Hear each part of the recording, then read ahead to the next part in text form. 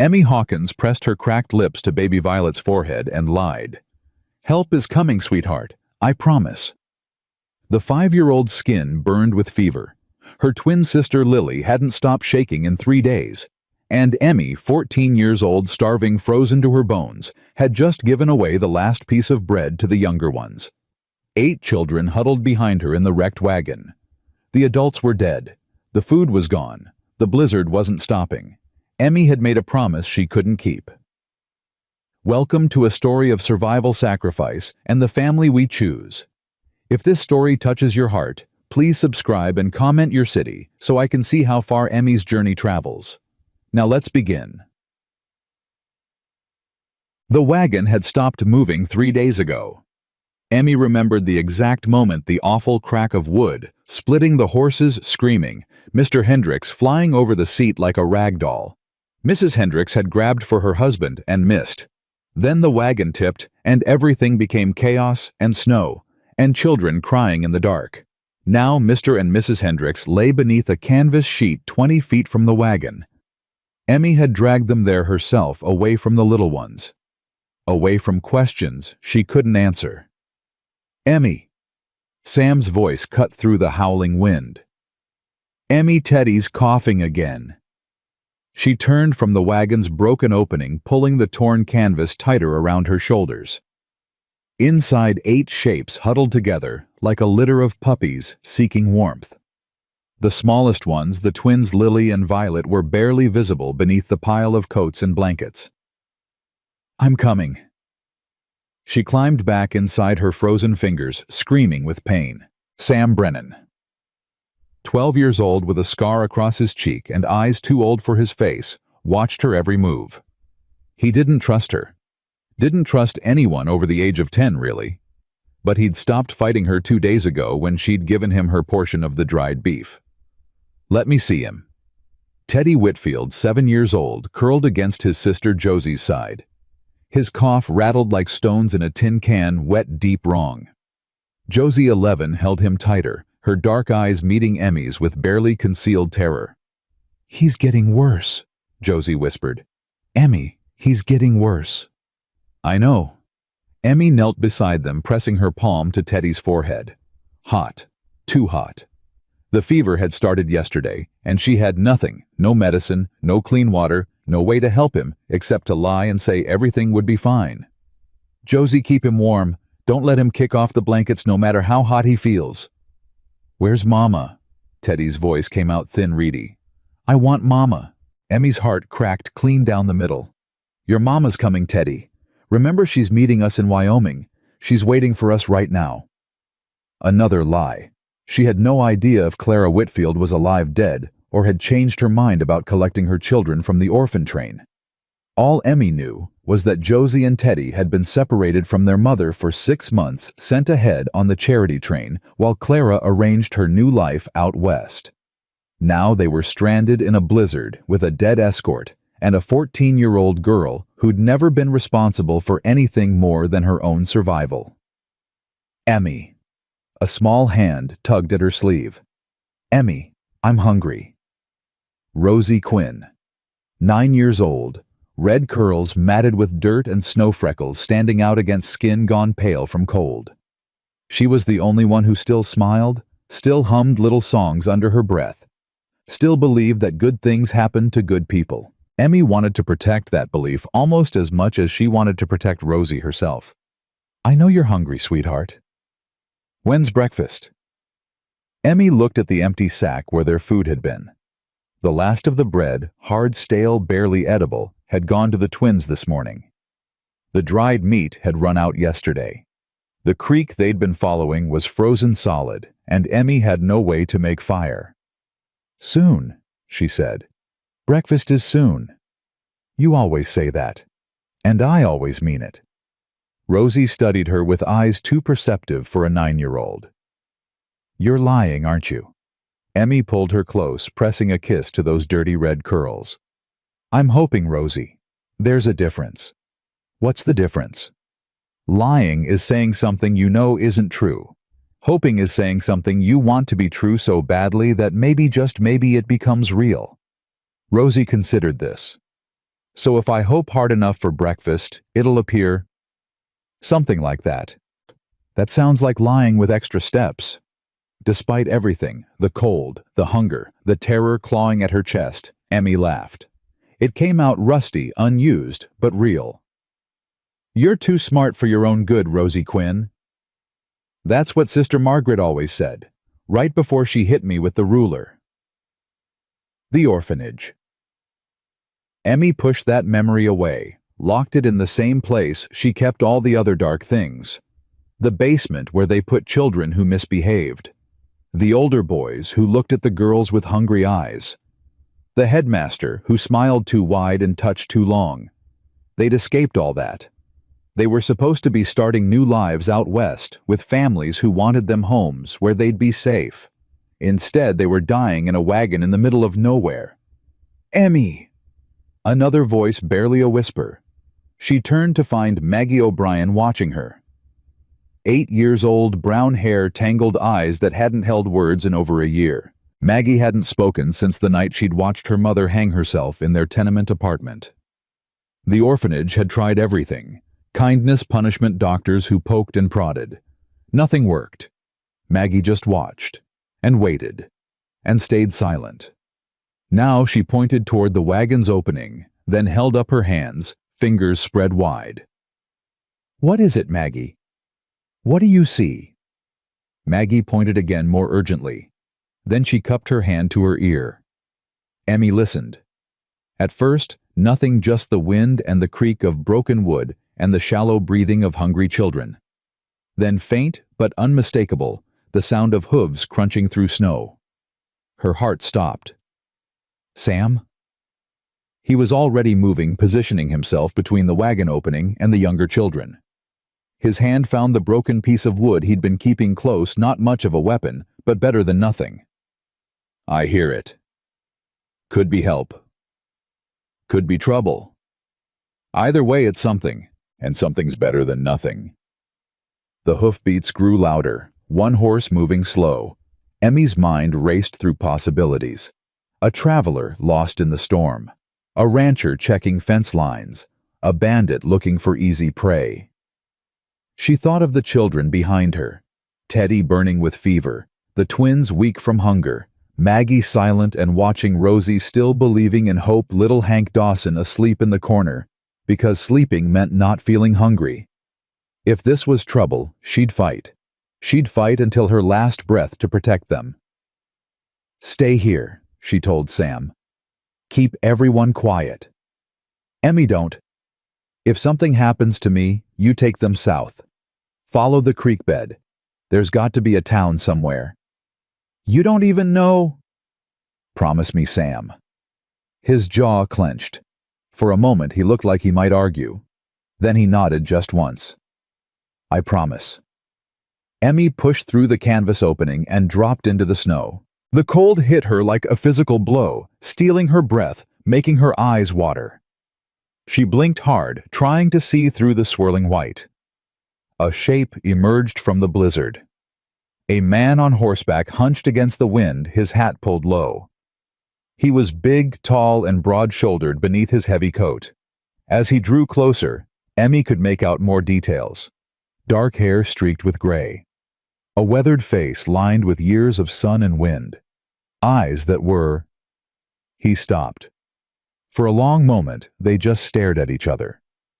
A frozen girl in a torn dress standing in front of a wrecked wagon. A man on a horse, snow collecting on his shoulders like a mantle. Ma'am? His voice was deep, careful. You all right? Emmy almost laughed at the question. All right. She was starving, freezing, responsible for 8 children she couldn't save, and standing in the middle of a blizzard talking to a stranger who might help them or kill them. No, sir, I don't reckon I am. He dismounted slowly, his movements deliberate, non-threatening. Up close, he was even larger than she'd thought, well over 6 feet, with hands that could probably snap her neck without trying. Name's Silas McAllister. I got a ranch about 2 miles east. Saw smoke from your camp 3 days back, figured someone was traveling through. When it disappeared, I came looking. There wasn't no smoke.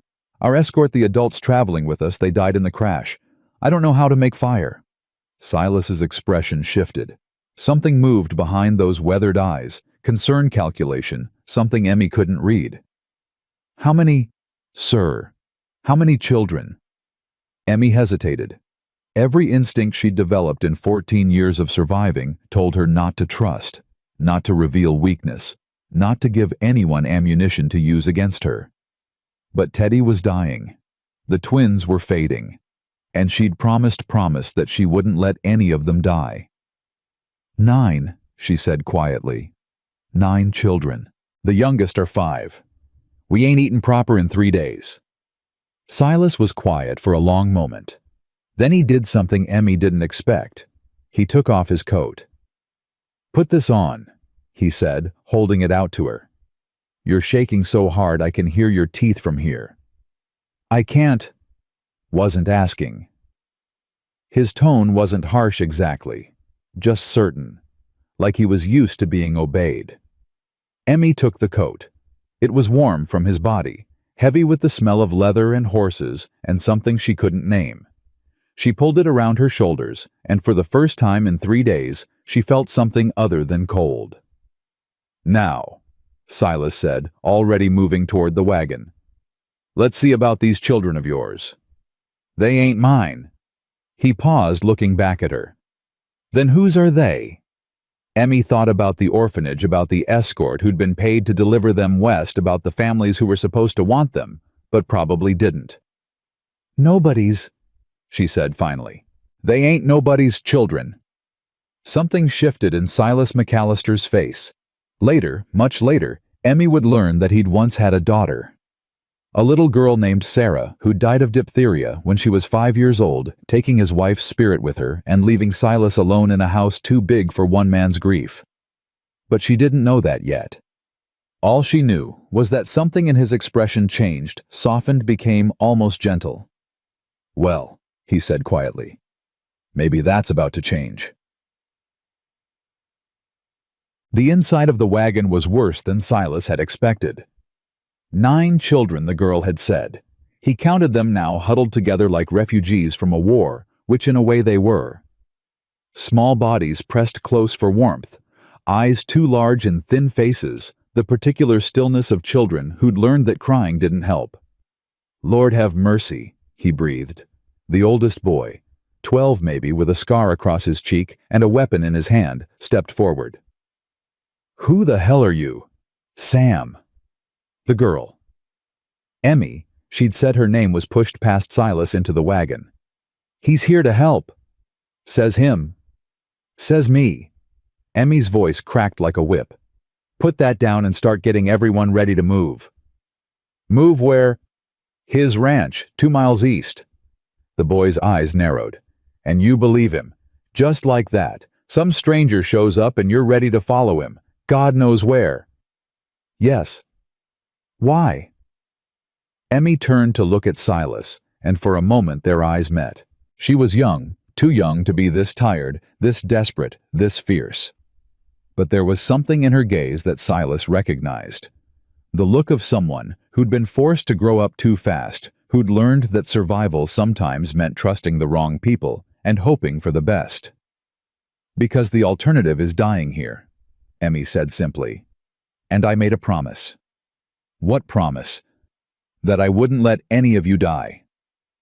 The words hung in the cold air. Sam's grip on his makeshift weapon loosened.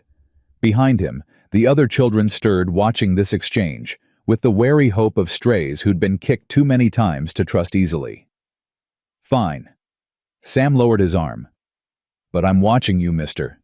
You try anything. You'll defend your family," Silas finished. "I understand. I respect it." He turned to assess the situation, his rancher's mind automatically cataloging needs and resources. "The little ones, can they walk?" Emmy shook her head. "The twins are too weak. And Teddy—" Her voice caught. "Teddy's got a fever. He needs a doctor." Silas crossed to where a small boy lay curled against an older girl's side. The boy's face was flushed, his breathing shallow and labored. Silas had seen enough sick calves to recognize the signs. How long? 2 days, maybe 3. Silas pressed his palm to the boy's forehead and bit back a curse. Burning up. Another day, maybe 2, and there'd be nothing anyone could do. We need to move now. My horse can carry the sick ones. The rest will have to walk, but it ain't far. 2 miles mostly flat ground. They're too weak to. Then they'll lean on me. Emmy stared at him. Why are you doing this? Ma'am, helping us. You don't know us. We ain't nothing to you. Why risk yourself? It was a fair question. Silas thought about his empty house, his silent ranch, the 3 years he'd spent building fences to keep the world out, because letting anyone in meant risking loss he couldn't survive again. Because I was lost once, he said finally, and someone helped me when they didn't have to. Reckon it's my turn to pass that along. Emmy studied him for a long moment, then she nodded. Okay. Sam, help me get everyone ready. Josie, keep holding Teddy. Don't let go of him no matter what.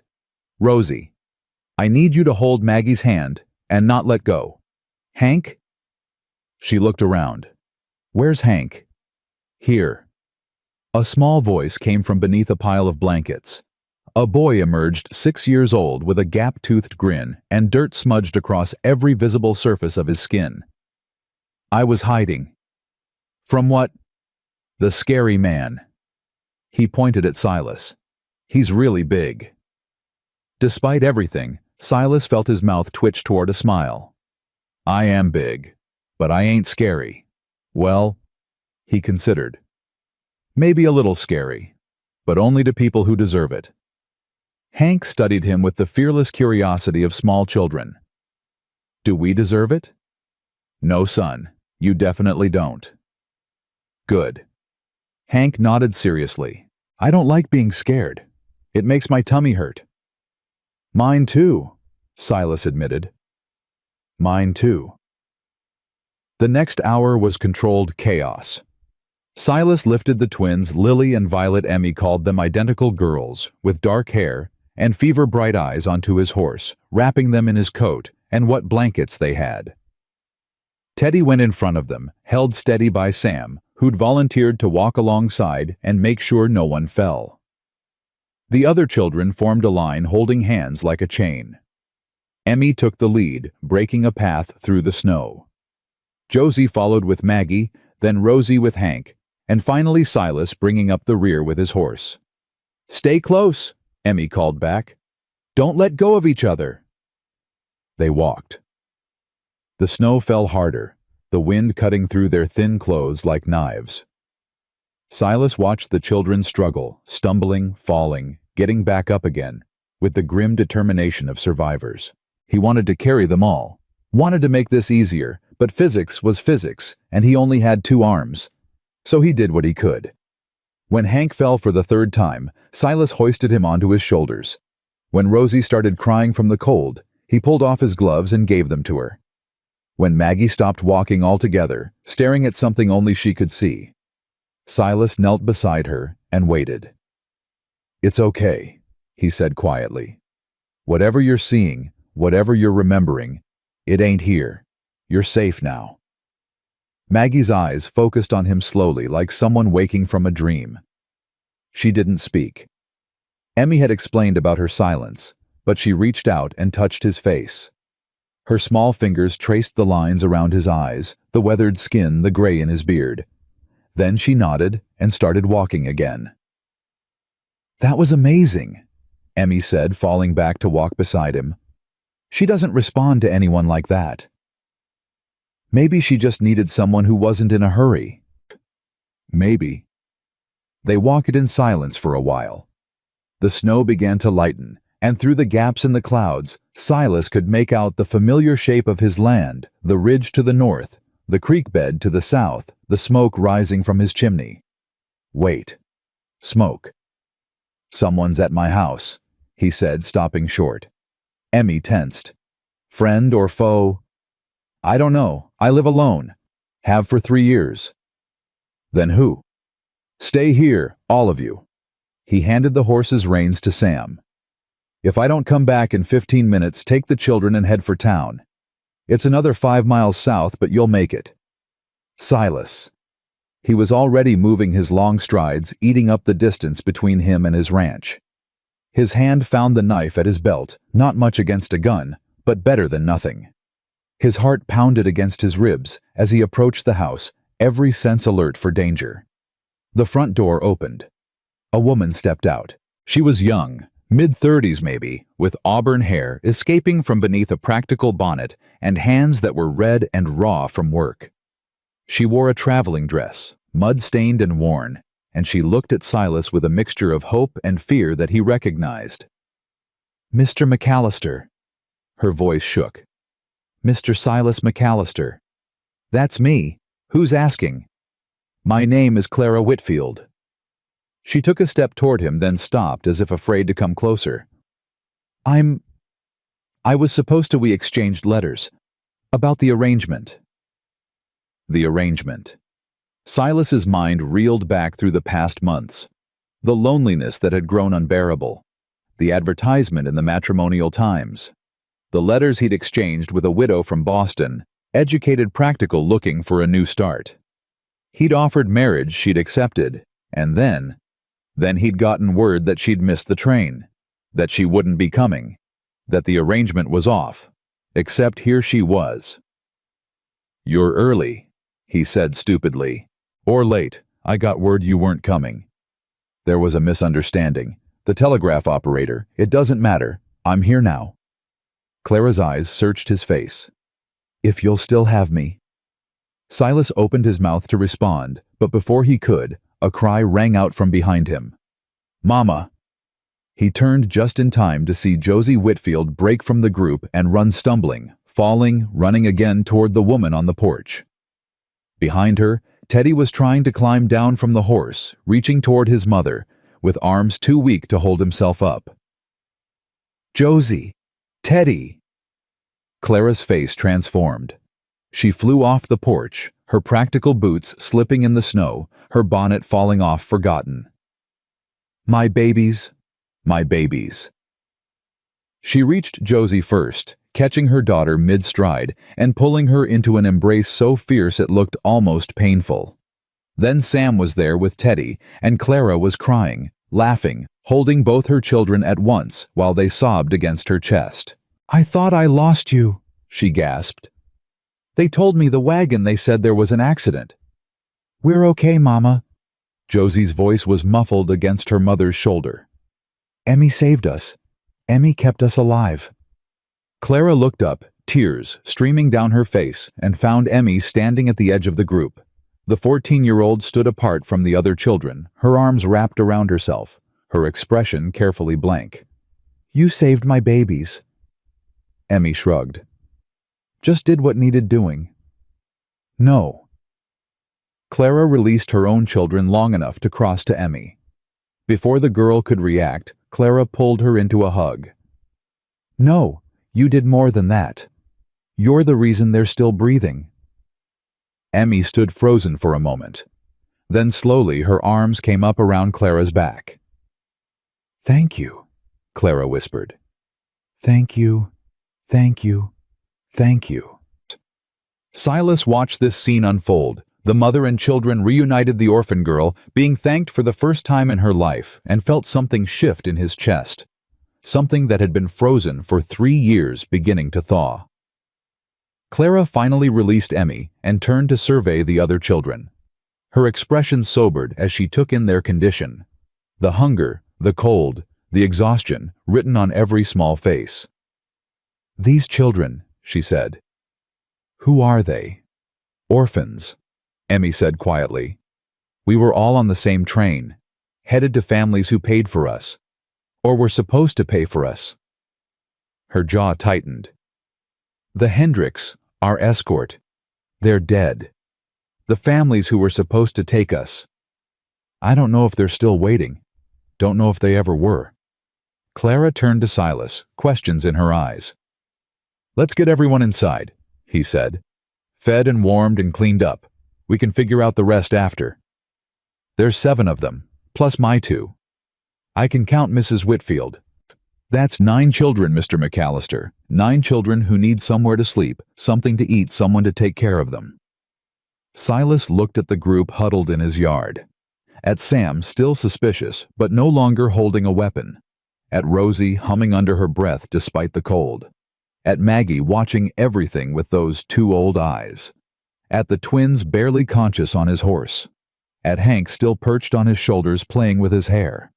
At Emmy, who'd kept them all alive against impossible odds, and was now looking at him like he held the answer to every prayer she'd never dared to speak. "I know," he said finally. "I know how many there are." And Silas met Clara's eyes. She was supposed to be his wife. They'd made an arrangement, exchanged promises through letters, agreed to build a life together.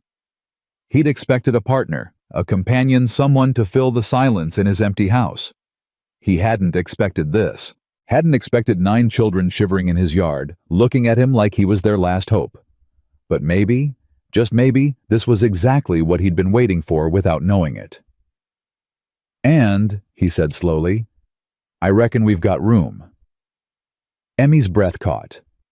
"You don't mean—" "I mean everyone comes inside. Everyone gets fed. Everyone gets warm." Silas looked at her directly. "And nobody, you hear me, nobody goes anywhere until we figure out where they actually belong." For a long moment, Emmy just stared at him. Then her face crumpled, and for the first time since Silas had met her, she looked her age. 14 years old, exhausted, scared, and finally allowed to stop being strong. "Thank you," she whispered. "Thank you." Silas nodded once. Then he turned toward his house. Hank still on his shoulders, leading 9 children and 1 mail-order bride toward whatever came next. The blizzard had stopped. The sky was clearing. And somewhere in Silas McAllister's frozen heart, something was beginning to grow. The warmth hit them like a wall.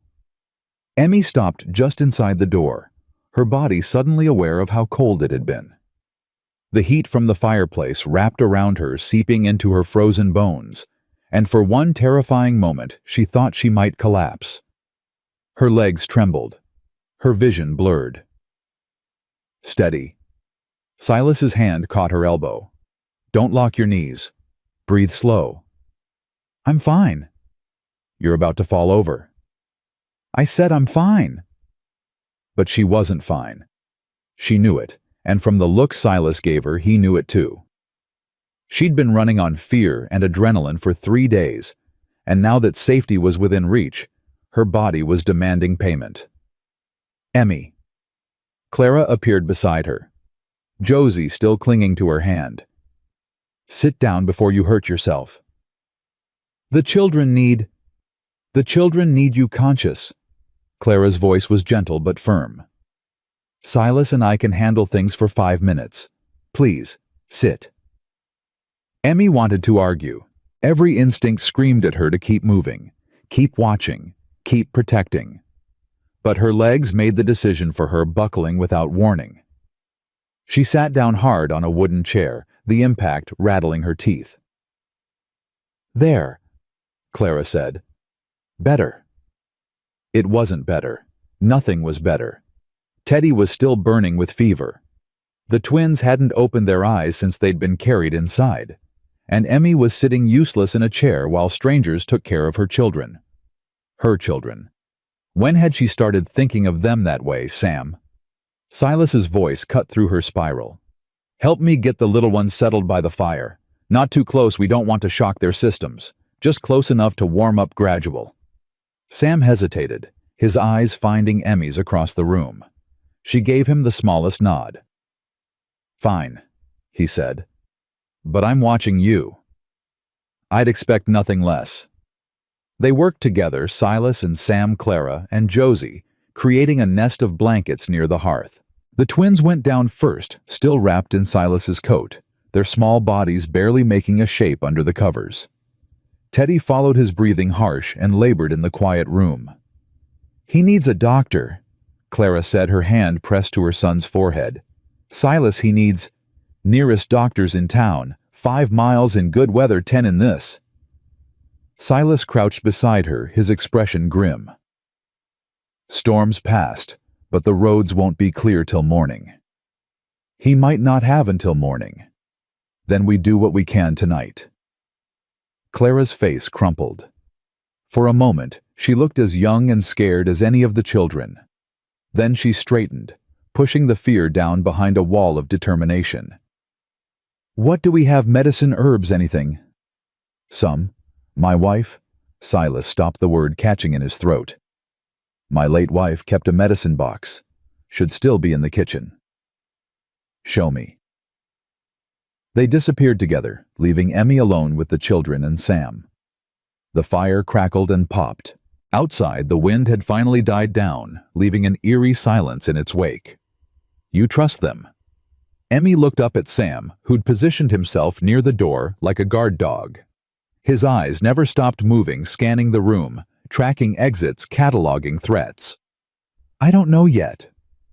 That ain't exactly reassuring. It's honest. Emmy pulled herself out of the chair, her legs steadier now. Silas could have left us in that wagon, could have ridden past and pretended he didn't see nothing. He didn't. Maybe he wants something. Maybe he does. Maybe everyone wants something. Emmy moved to check on Rosie, who'd curled up in an armchair with her thumb in her mouth, already half asleep. But wanting something ain't the same as being dangerous. We wanted something too. We wanted to live. Sam was quiet for a moment. Then, the Lady Clara, she's supposed to be his wife. That's what she said. But they ain't met before they're strangers. Lots of people are strangers before they're not. Emmy pulled a blanket over Rosie's thin shoulders.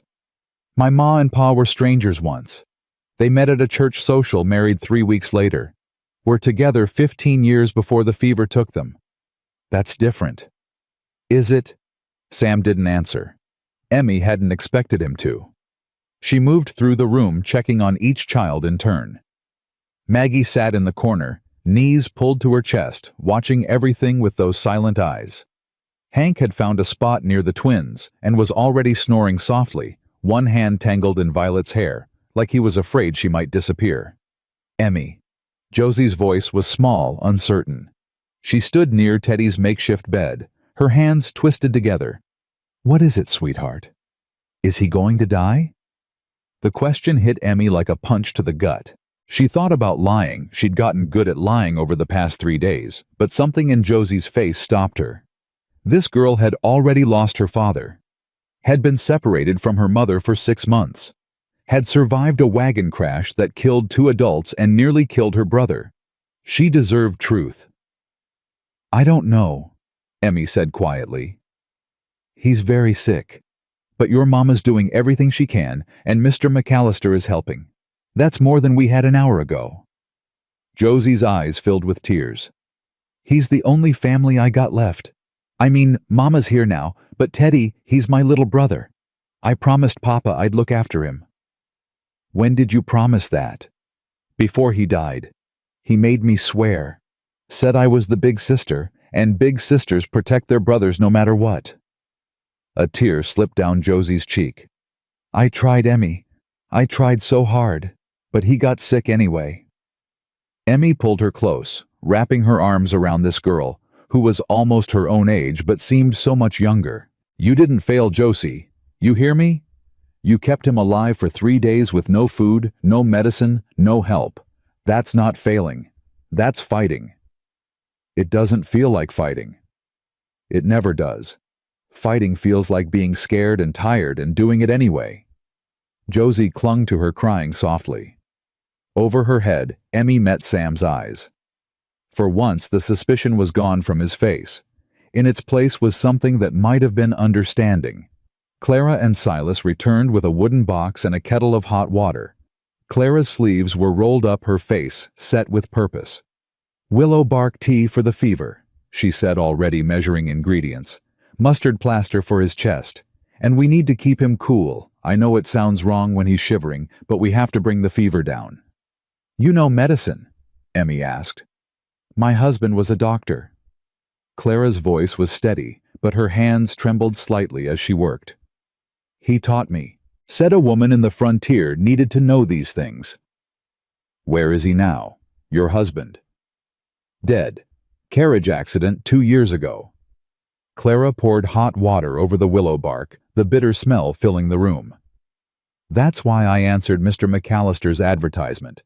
Couldn't keep the house in Boston, couldn't afford to feed my children. Coming west seemed like the only option. She didn't look at Silas as she spoke, but Emmy noticed him watching her. His expression was unreadable, closed off in a way that reminded her of Sam. The tea needs to steep, Clara continued.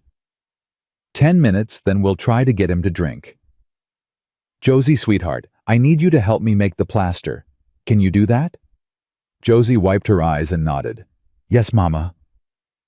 Mother and daughter worked together while Silas moved around the room with quiet efficiency. He stoked the fire, added more blankets to the children's nests, checked the locks on the windows. Every movement was purposeful, controlled. Emmy watched him and wondered what his story was. Wondered about the wife he'd mentioned. Wondered why a man with a ranch this size lived alone. You should eat. She startled. Silas had appeared beside her without a sound, holding out a piece of bread and some dried meat. The children have already been fed. Well, the ones who are awake. He pushed the food into her hands. Rosie ate 3 biscuits. I think she would have kept going if I hadn't stopped her. Despite everything, Emmy smiled. That sounds like Rosie. Eat. It wasn't a request. Emmy took a bite of the bread, and the taste of it, real food. Proper food, made her eyes sting. She ate quickly, too quickly, her stomach cramping with the sudden influx of nourishment. Slow down. Silas handed her a cup of water. You'll make yourself sick. Feels like I'm already sick. You're exhausted. There's a difference. He settled into the chair across from her, his large frame somehow looking comfortable in the worn wood. How long since you really slept? Emmy tried to remember. The crash had been 3 days ago. Before that, they'd been traveling for 2 weeks, packed into the wagon like sardines, sleeping in shifts because there wasn't room for everyone to lie down at once. I don't know, she admitted. A while. After we've done what we can for the boy, you're sleeping. Not negotiable. Someone needs to watch the children. Someone will. Clara and I are adults last I checked. We can handle a few hours while you rest. But, Miss Hawkins. Silas's voice was firm, but not unkind. You've been running this operation by yourself for 3 days. Probably longer if I'm guessing right. You don't have to anymore. Let someone else carry the weight for a while. Emmy wanted to argue. The words were right there, ready to fight their way out. But something in his tone and the way he looked at her like he actually saw her made them die in her throat. I don't know how, she whispered. I don't know how to stop. I know. Neither did I once. Silas glanced toward the fire where Clara was carefully applying the mustard plaster to Teddy's chest. When my wife and daughter died, I worked myself near to death, trying not to think about it. Spent 18 hours a day on this ranch building fences, herding cattle, doing anything that would keep my hands busy and my mind quiet. Did it work? For a while. Then one day I fell off my horse because I hadn't slept in 4 days, and I realized I was going to die out here alone if I didn't change something. He looked back at her. You're at that point, Miss Hawkins. You're running on fumes and stubbornness. Eventually, one of them runs out. Emmy's throat tightened. She'd spent so long being strong for herself, for the children, for everyone who needed her to hold things together, that she'd forgotten what it felt like to be weak. My name's Emmy, she said finally. Miss Hawkins sounds like somebody's grandmother. The corner of Silas's mouth twitched. Emmy, then. Thank you. The words felt inadequate, too small for everything he'd done. For finding us. For bringing us here. For... She gestured vaguely at the room, at the fire, and the food, and the warmth. For all of it. Don't thank me yet. We've got a long night ahead. As if on cue, Teddy started coughing deep, racking coughs that shook his whole body. Clara was there in an instant, lifting his head, holding a cup to his lips. "Drink, sweetheart. Just a little. That's it." Teddy managed a few swallows before turning his head away. His face was flushed, his eyes glassy with fever. Clara exchanged a look with Silas, the kind of look that said things neither of them wanted to speak aloud. "I'll sit with him," Clara said. "Through the night. You should rest, Mr. McAllister. You'll need your strength tomorrow." "So will you. I've gone without sleep before. Every mother has. And every mother knows when to accept help." Silas stood his joints cracking in the quiet room. "We'll take shifts. I'll watch until midnight, you take over till dawn. That way neither of us is useless come morning." Clara looked like she wanted to argue, but exhaustion won out. "Fine, but if anything changes, I'll wake you immediately. You have my word." She held his gaze for a long moment, something passing between them that Emmy couldn't quite read. Then Clara nodded and moved to where Josie had fallen asleep in a chair, gently lifting her daughter and carrying her to a corner where a pile of quilts waited. The house settled into an uneasy quiet. Children slept in clusters around the fire, their breathing soft and rhythmic. Clara curled around Josie, one arm stretched toward Teddy, like even in sleep she needed to know he was still there.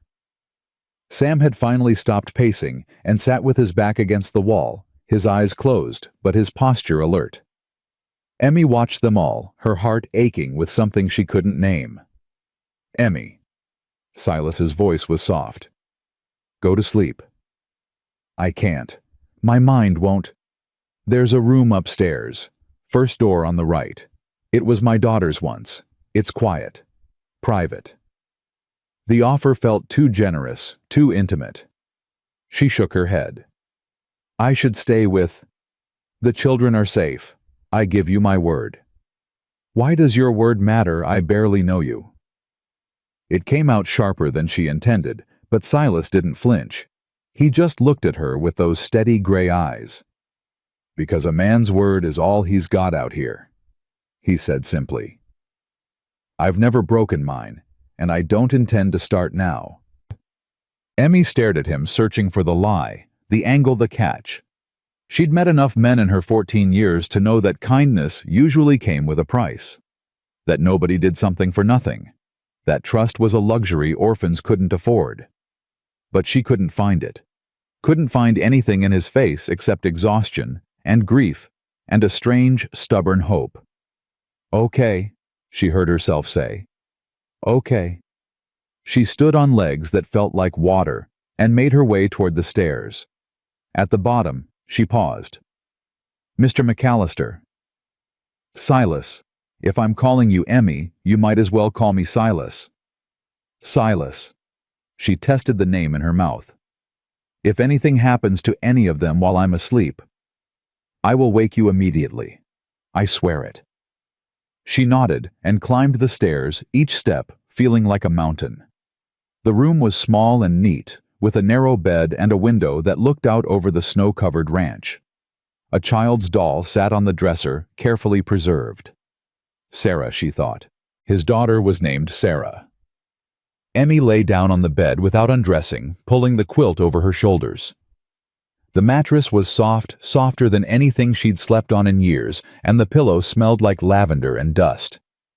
She was asleep before she could think another thought. Downstairs, Silas kept his vigil by the fire. Teddy's breathing was harsh in the silence, each inhale a struggle, each exhale a small victory. The mustard plaster seemed to be helping. His coughs came less frequently now, but the fever still raged, burning through his small body like a wildfire. Clara had said the crisis would come before dawn.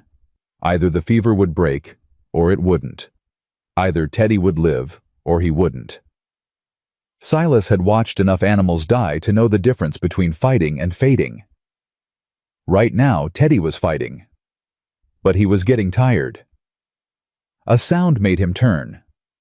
Sam was watching him from across the room, his eyes glittering in the firelight. "You're supposed to be sleeping," Silas said quietly. Can't sleep. Too loud in my head. Silas understood that better than the boy could know. Want to sit with me? 2 sets of eyes are better than 1. Sam hesitated clearly, torn between his suspicion and his desire for company. Finally, he pushed himself up and crossed to the chair beside Silas, his movements stiff and defensive. They sat in silence for a while, watching the fire, listening to Teddy breathe. "That scar on your face," Silas said eventually. "How'd you get it?" Sam's hand went to his cheek automatically. "Orphanage. One of the older boys. I took food that wasn't mine." "Were you hungry?" "Always." Sam's voice was flat, emotionless. "They didn't feed us enough. Said it would make us soft. Said we needed to learn that the world was hard, and we had to be harder." Silas felt something cold settle in his chest. "That's not teaching. That's cruelty." "That's how it is. Or was." Sam glanced at the sleeping children. "Emmy got us out. She planned everything, saved up food, figured out the schedule, knew exactly when the guards changed shifts. She was the one who heard about the orphan train, convinced them to take us. She saved our lives. How'd you end up at the orphanage in the first place?" The boy was quiet for so long that Silas thought he wouldn't answer. Then, "My pa sold me. For whiskey money. I was 8. The words hung in the air, ugly and raw. "I'm sorry," Silas said. "Why, you didn't do nothing." "No. But someone should have. Someone should have stopped it, protected you, made sure you were safe." Silas met the boy's eyes. "Every child deserves that, including you." Sam looked away, his jaw tight. "You don't know me." "I know you stayed awake to watch over the others when you could have been sleeping. I know you stood between Emmy and me when you thought I might be a threat. I know you've been taking care of these children, even though you're still a child yourself." Silas paused. "I know enough." "That don't mean nothing." "Maybe not, but it's a start." They fell into silence again. The fire popped and crackled. Teddy coughed, and both of them tensed, watching until his breathing steadied. "You really gonna let us stay?" Sam asked finally. "I said I would." "People say lots of things. Don't mean they follow through." "I follow through." Silas shifted in his chair, his eyes on the flames. "Had a daughter once. Sarah. She was 5 when she died. Diphtheria. Took her in 3 days. My wife followed a month later, not from sickness, just from grief. Couldn't live without her baby." Sam was silent. "I spent 3 years trying to outrun that loss," Silas continued. "Built this ranch into something thinking if I worked hard enough I wouldn't have to feel it. But you can't outrun grief. It catches up eventually." "So what do you do?" "Learn to live with it, find reasons to keep going." Silas looked at Sam. 9 children showed up at my door tonight. 9 kids who need food and shelter and someone to give a damn about whether they live or die. Maybe that's not a coincidence. Maybe that's a reason." Sam stared at him for a long moment. Then slowly, some of the tension leaked out of his shoulders. "I still don't trust you," he said. "I know. But I'm willing to wait and see. That's all I ask." They kept watch together through the long hours of the night, 2 wounded souls finding something like common ground in the darkness. Just before midnight, Clara emerged from her nest of quilts, her hair disheveled and her eyes heavy with interrupted sleep. "How is he?" "Holding on," Silas said. "Fever's still high, but he's fighting." Clara knelt beside her son, pressing her lips to his forehead. When she pulled back, her expression was strained but hopeful. "He feels cooler, just a little. Maybe the willow bark is working." "Maybe." She looked up at Silas, and for the first time he saw her fully, not as the mail-order bride he'd been expecting, not as a stranger who'd appeared on his doorstep, but as a mother fighting for her child's life. "Thank you," she said quietly, "for everything you've done tonight, for the children, for my babies." "Don't thank me yet. We've got a long way to go." "I know, but I wanted you to know." She paused, choosing her words carefully. When I agreed to this arrangement, I didn't know what to expect. A practical partnership, maybe. A roof over our heads. I didn't expect. She gestured at the room full of sleeping children. I didn't expect this. Neither did I. They looked at each other across the firelight, two people bound by circumstance and necessity, finding something unexpected in the space between. Get some sleep, Clara said finally. I'll watch until dawn, Silas nodded, and rose, his body aching with exhaustion. At the foot of the stairs, he paused. Mrs. Whitfield, Clara, if we're going to be sharing a house, we might as well use first names. Clara. He tested it, found it fit comfortably in his mouth. Tomorrow we'll need to figure out what comes next, for all of them. I know. It won't be easy. Nothing worth doing ever is. He almost smiled at that. Almost. Good night, Clara. Good night, Silas. He climbed the stairs alone, the weight of the day pressing down on his shoulders. In his bedroom, the room he'd shared with his wife for 10 years before she died, he sat on the edge of the bed and stared at the wall. 9 children. A woman he'd never met. A house that had been silent for 3 years, suddenly full of life, and chaos, and need. He should have felt overwhelmed. Should have felt trapped. Instead, he felt something he hadn't felt in a very long time. Hope. Silas lay down and closed his eyes, and for the first time in 3 years, he slept without dreaming of graves. Downstairs, Clara kept her vigil. She held Teddy's hand and watched his chest rise and fall, willing each breath to be followed by another. The fire burned low, casting long shadows across the room. Around her, the children slept. Emmy upstairs. Sam in his corner, Josie curled into a ball, the twins tangled together like they were afraid of being separated even in dreams. Rosie murmured something in her sleep.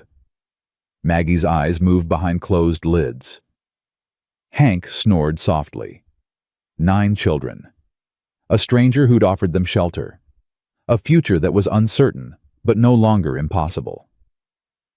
Clara pressed her lips to Teddy's forehead again and whispered a prayer not to God exactly, but to whatever force in the universe was listening.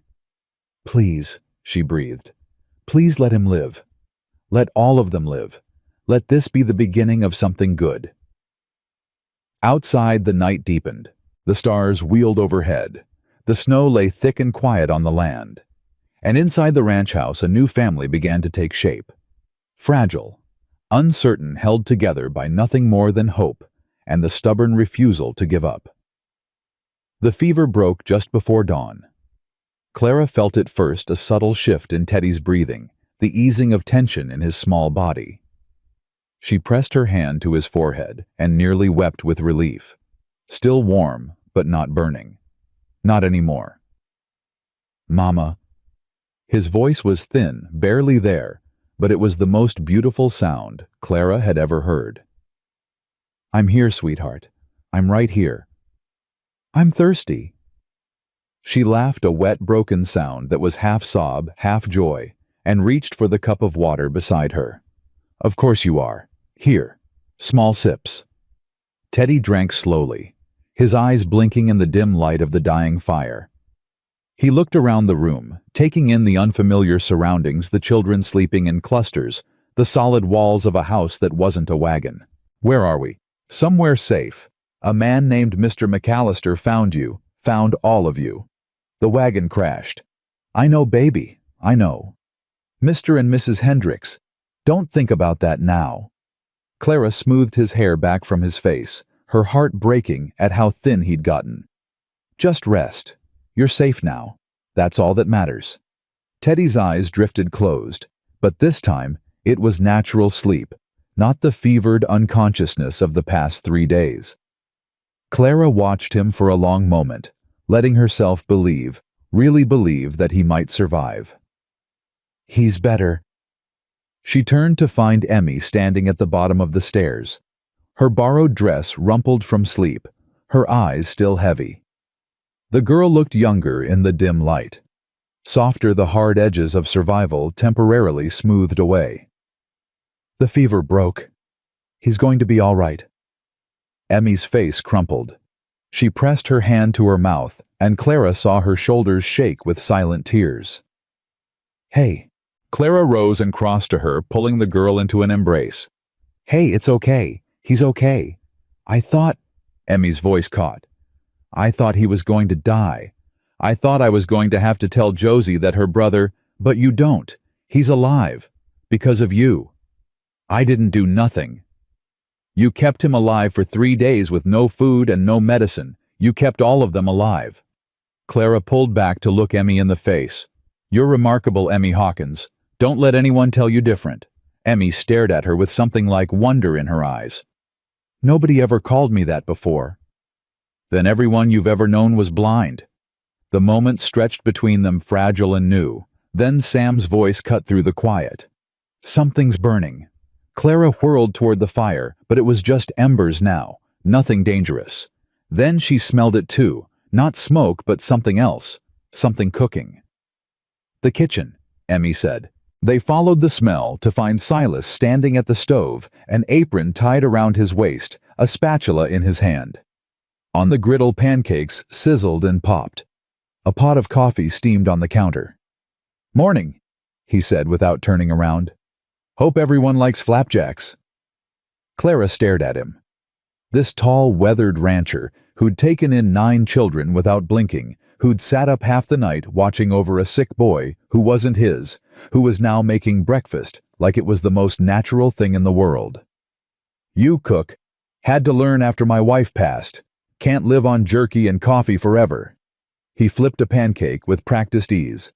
"How's the boy?" "Better. The fever broke." Silas's shoulders relaxed almost imperceptibly. "Good. That's real good." "I don't know how to thank you." "Then don't." He finally turned to look at her, and Clara saw the exhaustion in his face, the shadows under his eyes. But there was something else too, a warmth that hadn't been there last night. "Just eat. And make sure the children eat. We've got a lot to figure out today." The next hour was controlled chaos. Children woke in stages, blinking in the unfamiliar light, calling for Emmy or Clara or each other. The twins refused to be separated even long enough to wash their faces. Hank somehow managed to get syrup in his hair within 30 seconds of sitting down. Rosie chattered about her dreams until Sam told her to shut up, and then she chattered even louder just to spite him. Through it all, Emmy moved like a general directing troops, her exhaustion pushed aside in favor of making sure everyone was fed, cleaned, and accounted for. Clara watched her with growing admiration. "She's something else," Silas said quietly, appearing beside Clara with a fresh cup of coffee. "She is. I can't believe she's only 14. Hardship ages people fast. I've seen grown men break under less than what she's been through." Clara sipped her coffee, wincing at the strength of it. "What happens now to the children, I mean? The ones who aren't mine. That's what we need to figure out." Silas leaned against the doorframe, watching the chaos in the main room. They were supposed to be delivered to families, right? People who paid for them. That's how the orphan trains work. Families out west apply for children, pay a fee, and the children are delivered like... Clara stopped, her throat tightening. "Like packages." "You don't approve." "I don't approve of children being treated like cargo. But it's better than leaving them to rot in those orphanages." She set down her cup. "What do we do?" "Try to find the families who were supposed to take them. If those families still want them. If they're even real." Silas's jaw tightened. "Some folks order up orphans for free labor, not for family. Work them like dogs and discard them when they're used up. That's barbaric. That's the frontier." He straightened, his expression hardening. "First thing we do is send word to town. Let folks know about the crash, about the children. See if anyone comes forward to claim them. And if no one does..." Silas looked at her for a long moment. Something passed between them, an understanding, a question, maybe both. "Then we figure something else out." The morning stretched into afternoon. Teddy continued to improve, sitting up long enough to eat some broth and smile at his sister. The other children explored the ranch house with the wide-eyed wonder of kids who'd never seen anything so spacious. Even Sam seemed to relax slightly, though his eyes never stopped scanning for threats. Emmy found Clara in the kitchen, helping to clean up after the latest round of feeding. "Can I ask you something?" Clara set down the dish she was drying. "Of course. The man Silas, he said you were supposed to be his wife, that you answered an advertisement. That's right. So you came all the way out here to marry a stranger." Clara considered the question. "I came out here to survive, to give my children a future. Marrying Mr. McAllister was part of that arrangement." "Do you love him?" "I don't know him." "Then how can you marry him?" Clara turned to face Emmy fully. The girl's expression was skeptical, almost confrontational. But underneath it, Clara could see something else. Curiosity, maybe even hope. "Love isn't always the beginning of a marriage," Clara said carefully. "Sometimes it's what grows after. My first husband, Josie and Teddy's father, I loved him desperately when we married. But we were young and foolish and didn't know anything about building a life together. The love helped, but it wasn't enough." "What happened to him?" "He died. Carriage accident." Clara's voice was steady, practiced. She'd told this story so many times it had lost its sharpest edges. "After he was gone, I realized that what I missed most wasn't the passion or the romance. It was the partnership. Having someone to share the work with, to make decisions with, to face the world beside." "And you think you can have that with Mr. McAllister?" "I don't know, but I'm willing to try." Clara paused. "Why are you asking?" Emmy looked away, her jaw tight. "No reason." "Emmy. It's just—" She stopped, started again. "I never had that. A partnership, I mean. Never had anyone I could rely on. It was always just me taking care of myself, taking care of whoever needed taking care of. The idea of having someone to share it with—" She shook her head. "Seems like a fairy tale." Clara's heart ached. 14 years old, and this girl had already given up on being cared for.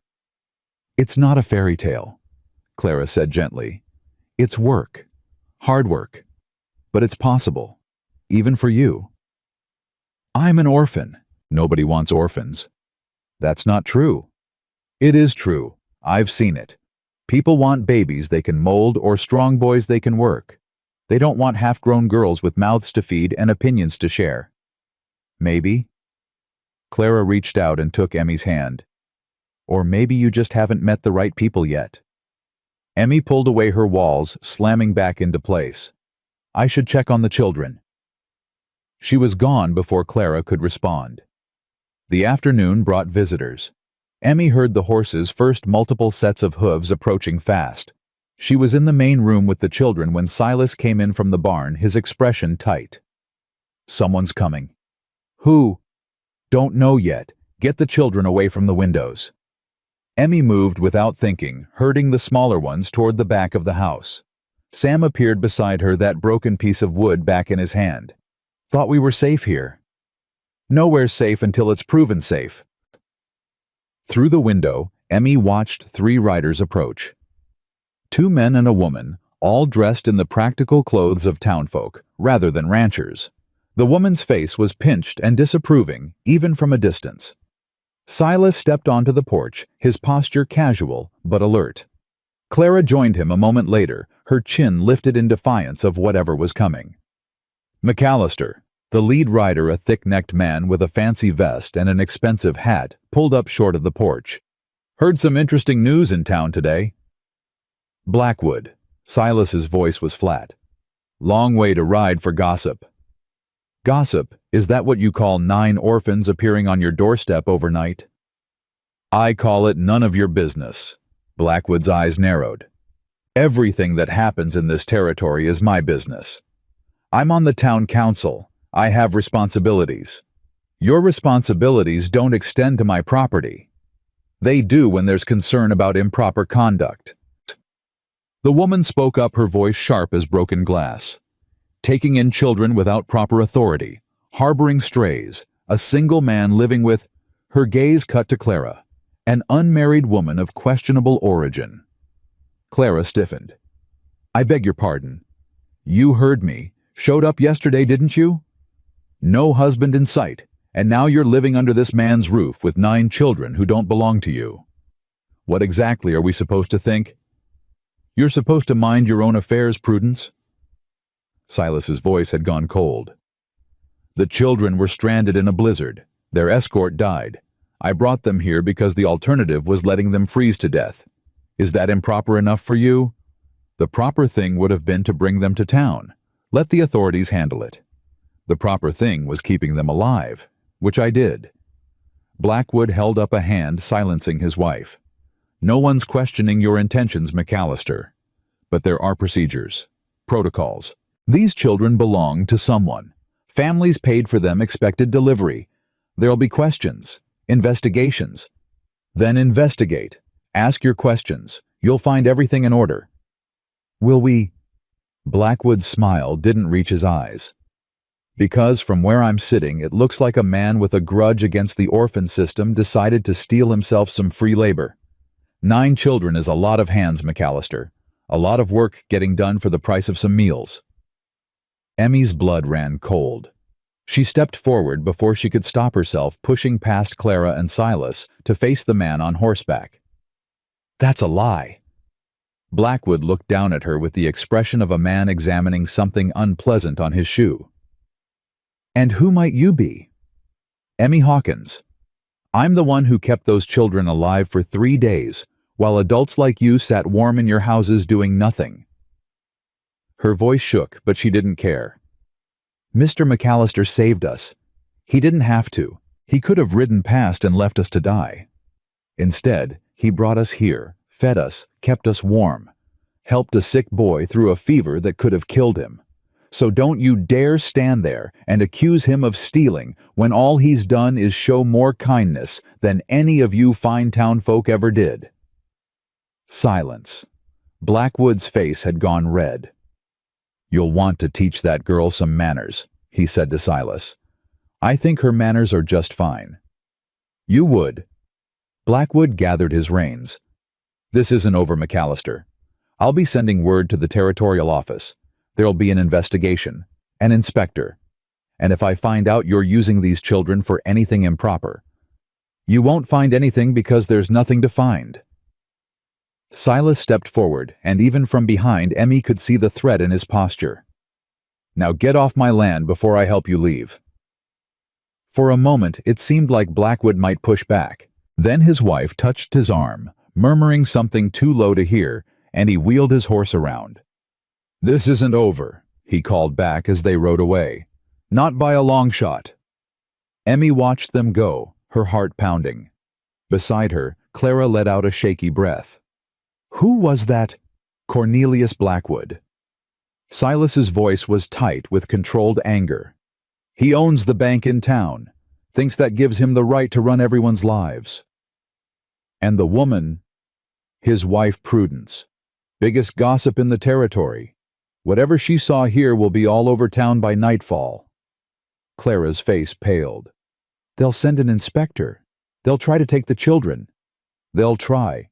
Doesn't mean they'll succeed. But if they find out Find out what?" Silas turned to face her. "That we saved children who would have died otherwise. That we're providing them food and shelter and care. There's nothing wrong here, Clara. Nothing they can use against us. An unmarried man and woman living together with 9 orphans." Clara's voice was bitter.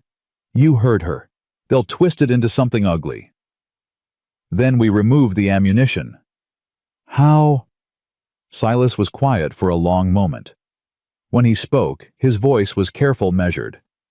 "We were supposed to be married anyway. That was the arrangement. We move up the timeline, make it official before any inspector arrives. A married couple taking in orphans is respectable. Nothing for anyone to question." Clara stared at him. "You're serious." "As serious as I've ever been. We've known each other less than a day. And in that day, I've learned more about your character than I learned about some folks in years." He held her gaze. "You're a good woman, Clara. A good mother. I've seen how you are with the children, all of them, not just your own. You've got strength and compassion and more courage than most men I know. Silas. I'm not asking for love. I'm not even asking for affection. I'm asking for partnership. The same thing you talked about with Emmy this morning. He paused. Yeah, I heard. Walls are thin. Clara's cheeks flushed. You were eavesdropping. I was walking past. There's a difference. The ghost of a smile crossed his face, then disappeared. What I'm proposing isn't romance. It's strategy. We protect each other, protect the children. Give each other something we both need. That's what partnership means. Emmy watched this exchange from the porch, her heart in her throat.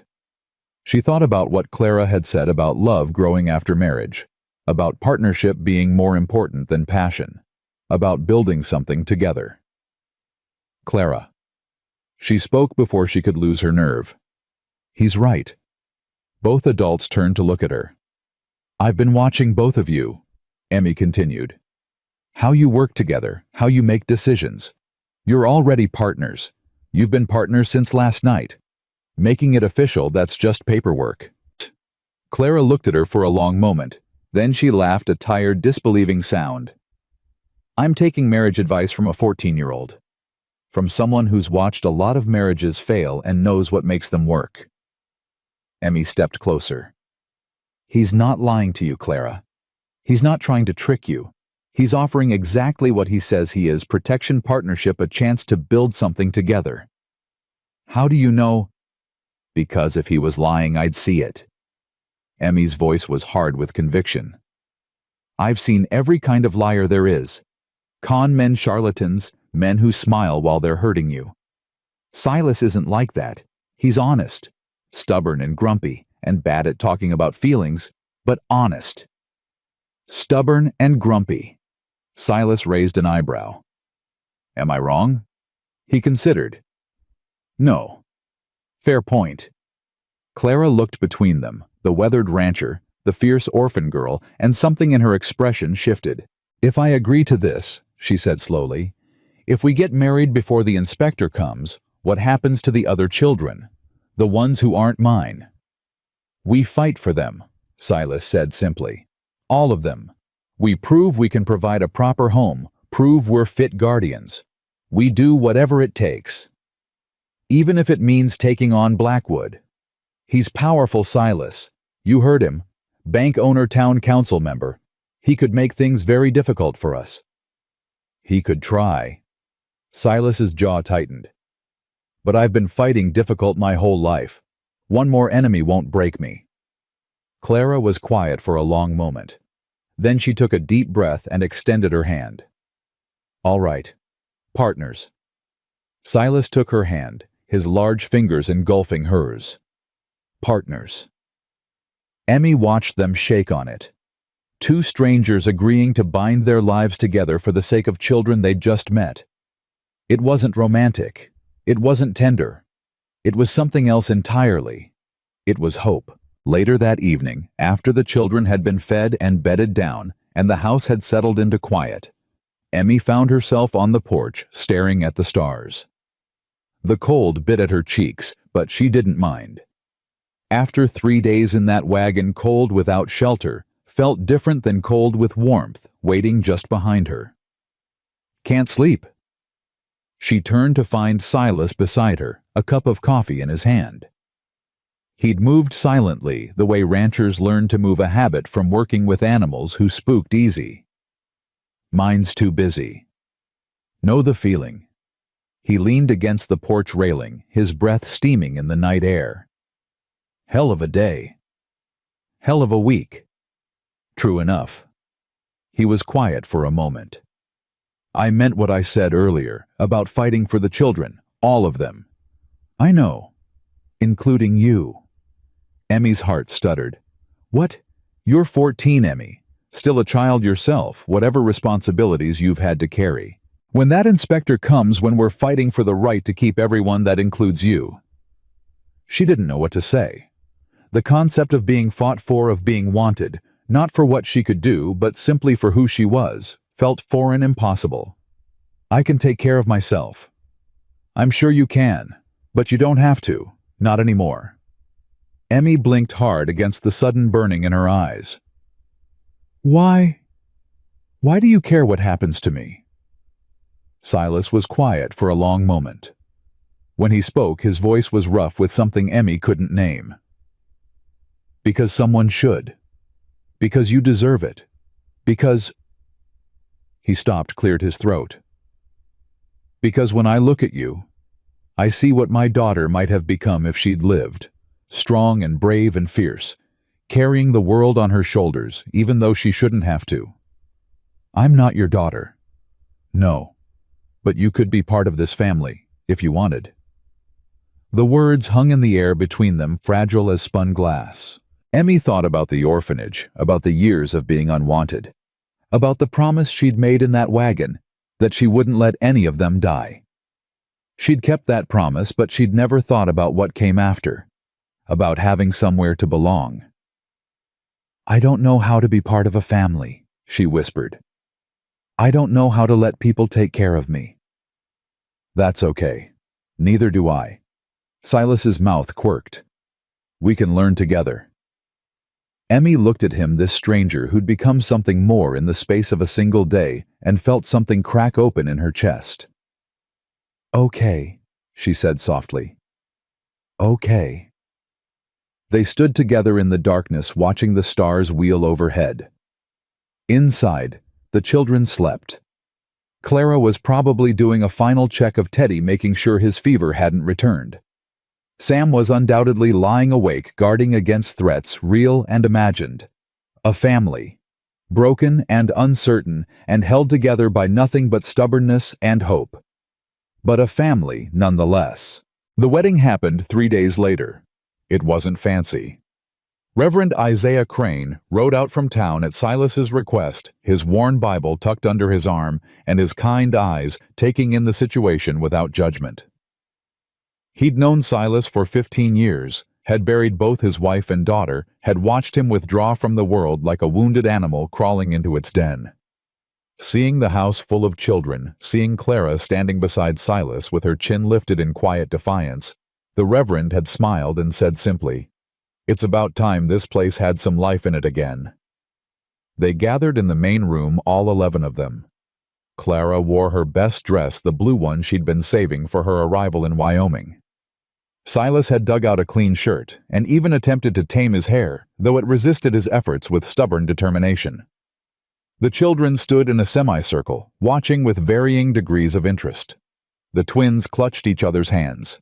Hank kept trying to see what was in the Reverend's pockets. Rosie hummed under her breath until Sam elbowed her. Emmy stood at the back, her arms crossed, her expression unreadable. She'd been quiet since their conversation on the porch, processing something she wasn't ready to share. "Dearly beloved," the Reverend began, "we are gathered here." "Skip the sermon, Isaiah." Silas's voice was gruff. "Just get to the important parts." The Reverend raised an eyebrow but didn't argue. "Very well.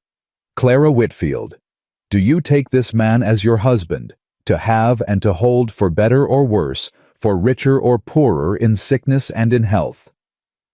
Clara looked at Silas, this stranger she was binding herself to, and felt the weight of the moment settle over her. This was real. This was happening. There was no going back. "I do." "Silas McAllister, do you take this woman as your wife, to have and to hold for better or worse, for richer or poorer, in sickness and in health?" Silas met Clara's eyes. "I do." "Then by the power vested in me by the Wyoming Territory, I pronounce you husband and wife." The Reverend closed his Bible. "You may kiss the bride." An awkward pause. Neither Silas nor Clara moved. "Oh, for heaven's sake," Josie muttered. "Just kiss her already." Silas's mouth twitched. He leaned forward and pressed his lips to Clara's cheek, brief chaste the kiss of strangers who'd agreed to be partners. "There," he said. "Happy, ecstatic," Josie said dryly. The Reverend stayed for dinner, asking careful questions about the children, about their plans, about what had happened with the wagon. Clara answered most of them, while Silas sat silent, eating steadily, his eyes occasionally finding hers across the table. "Blackwood won't let this go," the Reverend said, finally pushing back his empty plate. "I heard talk in town. He's already sent word to the territorial office. There'll be an inspector within the week." "We know," Silas said. "Do you know what you're going to say? How you're going to explain?" He gestured at the crowded table. "All of this? We're going to tell the truth." Clara's voice was firm. "The children were stranded. We took them in. We're providing for them. There's nothing improper about that." "There isn't. But Blackwood will try to make it look like there is. He's got influence, Clara. Money and connections and a talent for making things seem other than what they are." "Then we'll fight him."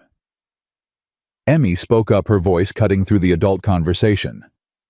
"We'll tell them what really happened. All of us. Every single child. They can't ignore 9 witnesses." The Reverend looked at her with something like respect. "You've got spirit, young lady. I've got survival. There's a difference." After the Reverend left, after the children had been put to bed, and the house had settled into quiet, Clara found Silas on the porch. He stood with his back to her, staring out at the darkness. "So," she said, "we're married." "Appears so. How do you feel?" He was quiet for a moment.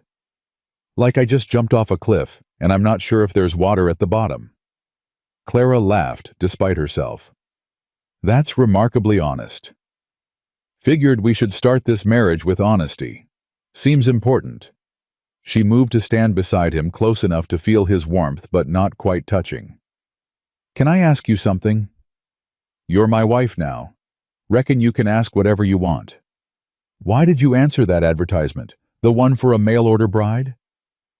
Silas was silent for so long that Clara thought he wouldn't answer. Then he sighed, a sound that seemed to come from somewhere deep. Loneliness. The kind that eats at you from the inside. "After Sarah and my wife died, I thought I wanted to be alone, thought it was safer that way. But 3 years of silence will drive a man half mad." He paused. "I started talking to the horses, having conversations with myself.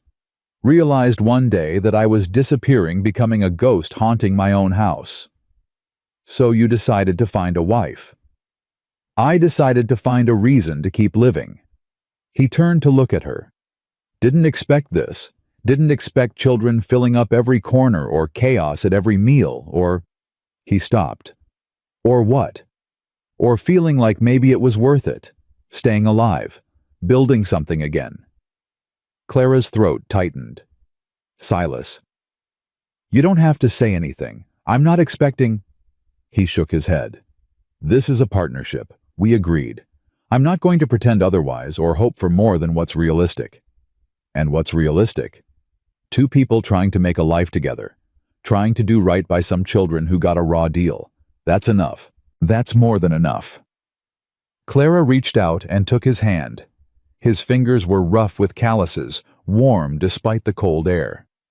He stiffened slightly at the touch, then relaxed. "It's a good foundation," she said quietly. "Plenty of marriages have been built on less. Plenty of marriages have failed with more. Then we'll have to make sure ours doesn't." They stood together in the darkness, hands linked, 2 strangers who'd become partners, who might someday become something more. The inspector arrived 6 days later. His name was Horace Grimsby, and he looked exactly like his name suggested, thin and gray and humorless, with spectacles perched on a pointed nose and a leather satchel filled with official-looking papers. He rode up to the ranch in a rented buggy, his posture rigid with bureaucratic authority. Emmy saw him first. She was in the yard helping Sam with the horses when the buggy appeared on the horizon. "He's here," she said. Sam's jaw tightened. "I'll get the others." By the time Grimsby reached the house, they were assembled, Silas and Clara on the porch, the children arrayed behind them like soldiers preparing for battle. Emmy stood at the front of the group, her chin lifted, her eyes hard. "Mr. McAllister." Grimsby descended from the buggy with the careful movements of a man unused to rough travel. I'm Inspector Horace Grimsby, Territorial Children's Welfare Office. I'm here regarding the orphans in your care. We've been expecting you. Have you? It wasn't a question. Grimsby pulled a sheaf of papers from his satchel. I've received a formal complaint alleging improper conduct.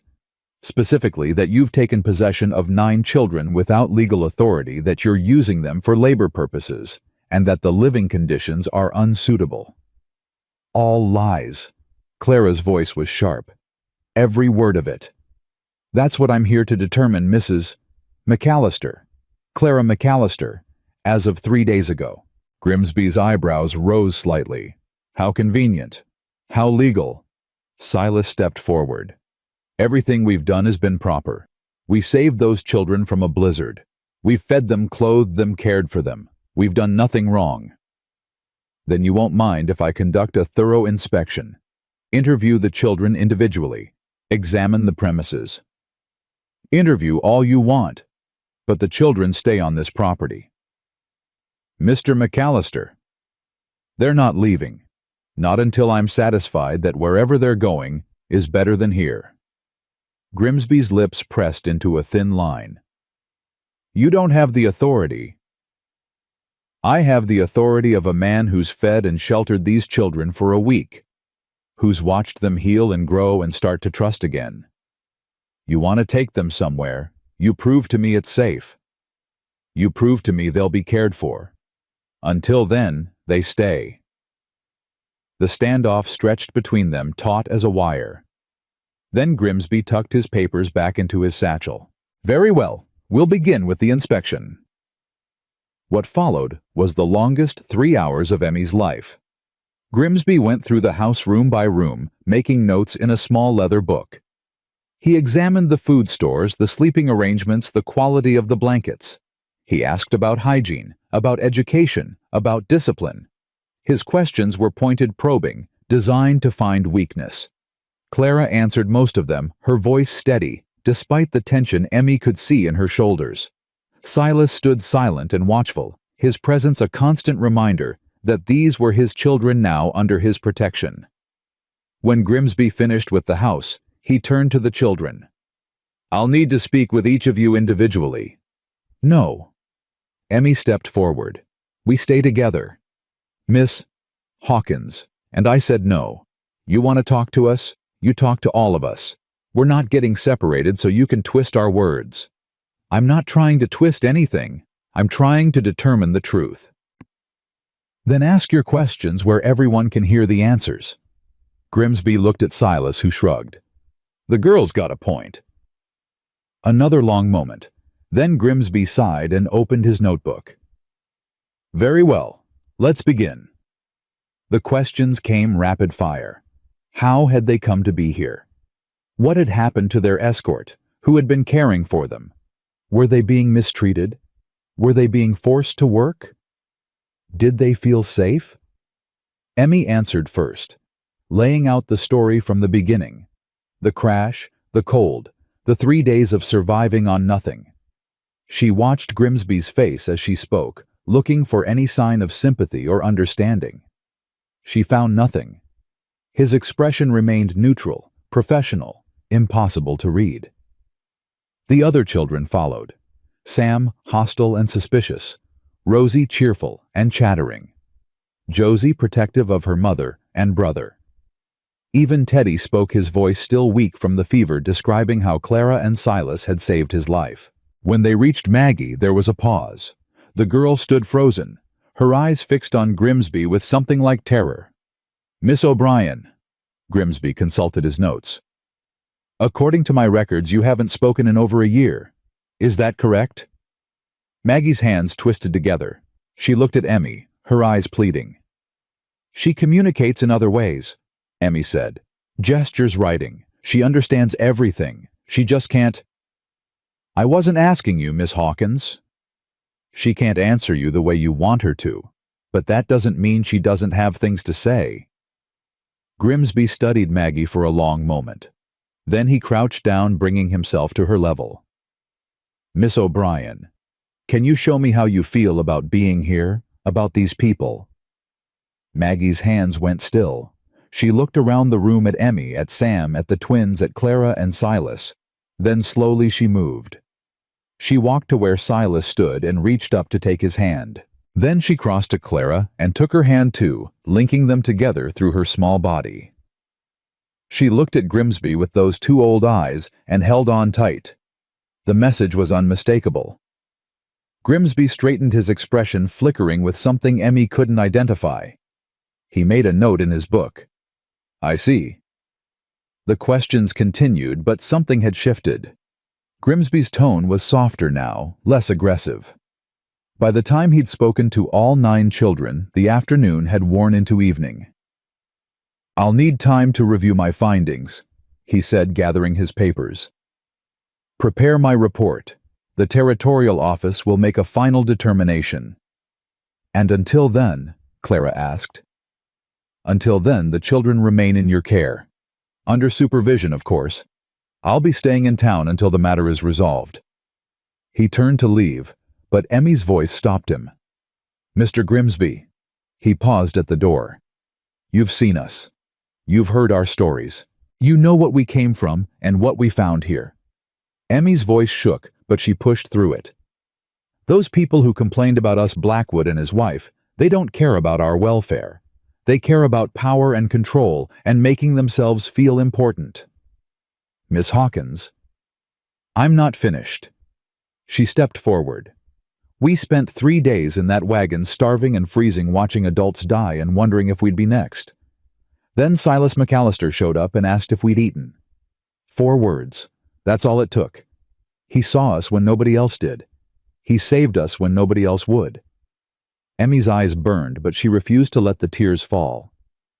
"This is the first place I've ever felt safe. The first place I've ever felt wanted.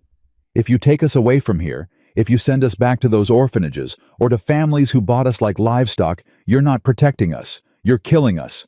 Just slower than the blizzard would have." Silence. Grimsby stared at her, his face unreadable. "I've heard your testimony, Miss Hawkins." His voice was quiet. "It will be included in my report." He left without another word.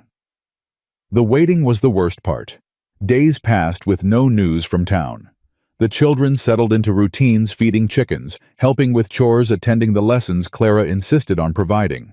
On the surface, life continued, but underneath everyone felt the tension, the uncertainty, the fear of what Grimsby's report might say. Emmy threw herself into work, trying to exhaust herself enough to sleep without dreaming. She learned to mend fences alongside Silas, to preserve food with Clara, to gentle the horses that shied from strangers. She taught the younger children their letters and listened to Rosie's endless chatter, and sat in silence with Maggie, who seemed to understand things words couldn't capture. On the 10th day, visitors arrived. Not Grimsby, not Blackwood. Martha Holloway, the woman who ran the general store in town, and behind her, a wagon full of people. "Mrs. McAllister." Martha descended from her seat, her weathered face creased with determination. "I heard about what's happening, about Blackwood's complaint and that inspector poking around." "Word travels fast," Clara said carefully. "Word always travels fast when Cornelius Blackwood is involved." Martha gestured to the wagon. "We came to help." "Help how?" The people in the wagon began climbing down. Emmy recognized some of them from the descriptions Silas had given the Patterson family from the neighboring ranch, Reverend Crane and his wife, old Doc Hartley, who'd served the territory for 30 years. "We've written letters," Martha explained. "Testimonials. Everyone here has agreed to vouch for you and Silas, to tell the territorial office what kind of people you are." Clara's hand went to her throat. I don't know what to say." "Say nothing. We're not doing this for thanks." Martha's eyes moved to the children who'd gathered on the porch to watch the commotion. "We're doing this because it's right. Those children deserve a home. You're giving them one. That's worth protecting." Doc Hartley stepped forward, his white beard bristling. "I've known Silas McAllister since he was 20 years old, half wild, and grieving for parents he'd lost too young. Watched him build this ranch with his bare hands. Watched him bury his wife and daughter, and somehow keep going. His voice roughened. That man has more honor in his little finger than Cornelius Blackwood has in his whole body. Anyone who says otherwise is either blind or lying. Mrs. Patterson, a sturdy woman with 5 children of her own, added her voice. My youngest was sick last winter. Silas rode through a blizzard to bring medicine from town. Wouldn't take payment, wouldn't even stay for coffee. Said neighbors help neighbors, that's just how it is. More stories followed. More testimonials. More evidence of a man who'd quietly done good for years without expecting anything in return. Emmy listened with growing wonder. She'd known Silas was kind, had felt it from the moment he'd asked if she'd eaten, but she hadn't understood the full picture. Hadn't grasped how many lives he'd touched, how much respect he'd earned, how deeply he was woven into the fabric of this community. When the visitors finally left, promises of support ringing in the air, Emmy found Silas standing alone by the barn. His shoulders were hunched, his head bowed. You okay? He didn't turn around. Didn't ask them to do that. I know. Don't deserve. Stop. Emmy moved to stand beside him. You don't get to decide what you deserve. You just do the right thing and let other people judge. When did you get so wise? Somewhere between the blizzard and the fever. She paused. They love you, you know, all those people. They came out here because they love you. They came out here because they hate Blackwood. That too. But mostly the first thing. Silas finally turned to look at her. His eyes were red-rimmed, suspiciously bright. Whatever happens, he said roughly, whatever Grimsby decides, I want you to know these past 2 weeks having you here, all of you. He stopped, his throat working. Emmy reached out and took his hand. I know. Me too. They stood together in the fading light, father and daughter in all the ways that mattered, waiting for the storm that might tear them apart. The storm came 2 days later. Grimsby returned to the ranch, his face grave, accompanied by 2 men Emmy didn't recognize. Behind them, riding in a fine carriage, came Cornelius Blackwood and his wife. What's he doing here? Silas demanded. Mr. Blackwood insisted on being present for the resolution. Grimsby's voice was carefully neutral. As a concerned citizen and council member. Concerned citizen, my... Silas. Clara's hand found his arm. Let them speak. The group gathered in the yard, the McAllisters and all 9 children on one side, Grimsby and his associates on the other. Blackwood stayed in his carriage, watching like a vulture, waiting for something to die. I've completed my investigation, Grimsby announced, pulling out his leather satchel. I've reviewed the circumstances of the children's arrival, examined the living conditions, interviewed all relevant parties, and consulted with character witnesses on both sides. Emmy's heart hammered against her ribs. Beside her, Sam stood rigid as stone. The twins had buried themselves in Clara's skirts. Maggie's hand found Emmy's and held on tight. The allegations made by Mr. Blackwood, specifically that the children were obtained improperly, that they are being used for labor, and that the conditions are unsuitable. Grimsby paused, and Emmy stopped breathing. Are without merit. The world seemed to tilt. What? Blackwood's voice cracked through the air like a whip. That's impossible. I submitted evidence. You submitted speculation and prejudice. Grimsby's tone was ice. What I found here was a family. Imperfect, certainly. Unconventional, absolutely. But a family nonetheless. He turned to face Silas and Clara directly. Mr. and Mrs. McAllister, you have demonstrated more than adequate provision for these children. The testimonials from your neighbors speak to your character. The children themselves... His voice softened almost imperceptibly. The children speak loudest of all. So what happens now? Clara asked, her voice trembling. That depends on what you want. Grimsby pulled out a sheaf of official papers. Some of these children were assigned to families who paid for them, families who may still be waiting for delivery. Emmy's stomach dropped. However, Grimsby continued, given the circumstances, the trauma of the accident, the bonds formed during recovery, I'm prepared to recommend that any such arrangements be voided. The receiving families will be refunded and the children will be available for formal adoption. By us. Silas's voice was rough. If you're willing. All 9 of them. Grimsby paused. It's an enormous undertaking. No one would blame you if... We'll take them. Silas didn't hesitate. All of them. Every single one. Silas. Clara started. No. I mean it. These are our children now. I don't care what papers say or what courts decide. They're ours. Clara looked at him, this man she'd known for barely 2 weeks who kept surprising her with the depth of his heart, and felt something crack open in her chest. Ours, she agreed. All of them. This is absurd. Blackwood had climbed down from his carriage, his face purple with rage. You can't just let these people adopt 9 orphans. They're obviously unfit. On what grounds? Grimsby turned to face him. I've conducted a thorough investigation. I've found nothing improper. Then your investigation was flawed. I'll file a complaint with the territorial governor. You'll do nothing. A new voice cut through the confrontation. Martha Holloway emerged from behind the McAllister house, followed by the same group of neighbors who'd come before. And behind them, more people. 12, 24. The entire town of Clearwater, it seemed, had made the journey. What is this? Blackwood sputtered. This is the community you claim to represent. Martha stepped forward, her eyes blazing. The people whose lives you've been manipulating for your own gain. We're done with it, Cornelius. Done with your schemes and your cruelty and your petty vendettas. How dare you? How dare I? How dare you? Doc Hartley moved to stand beside Martha. Those children nearly died.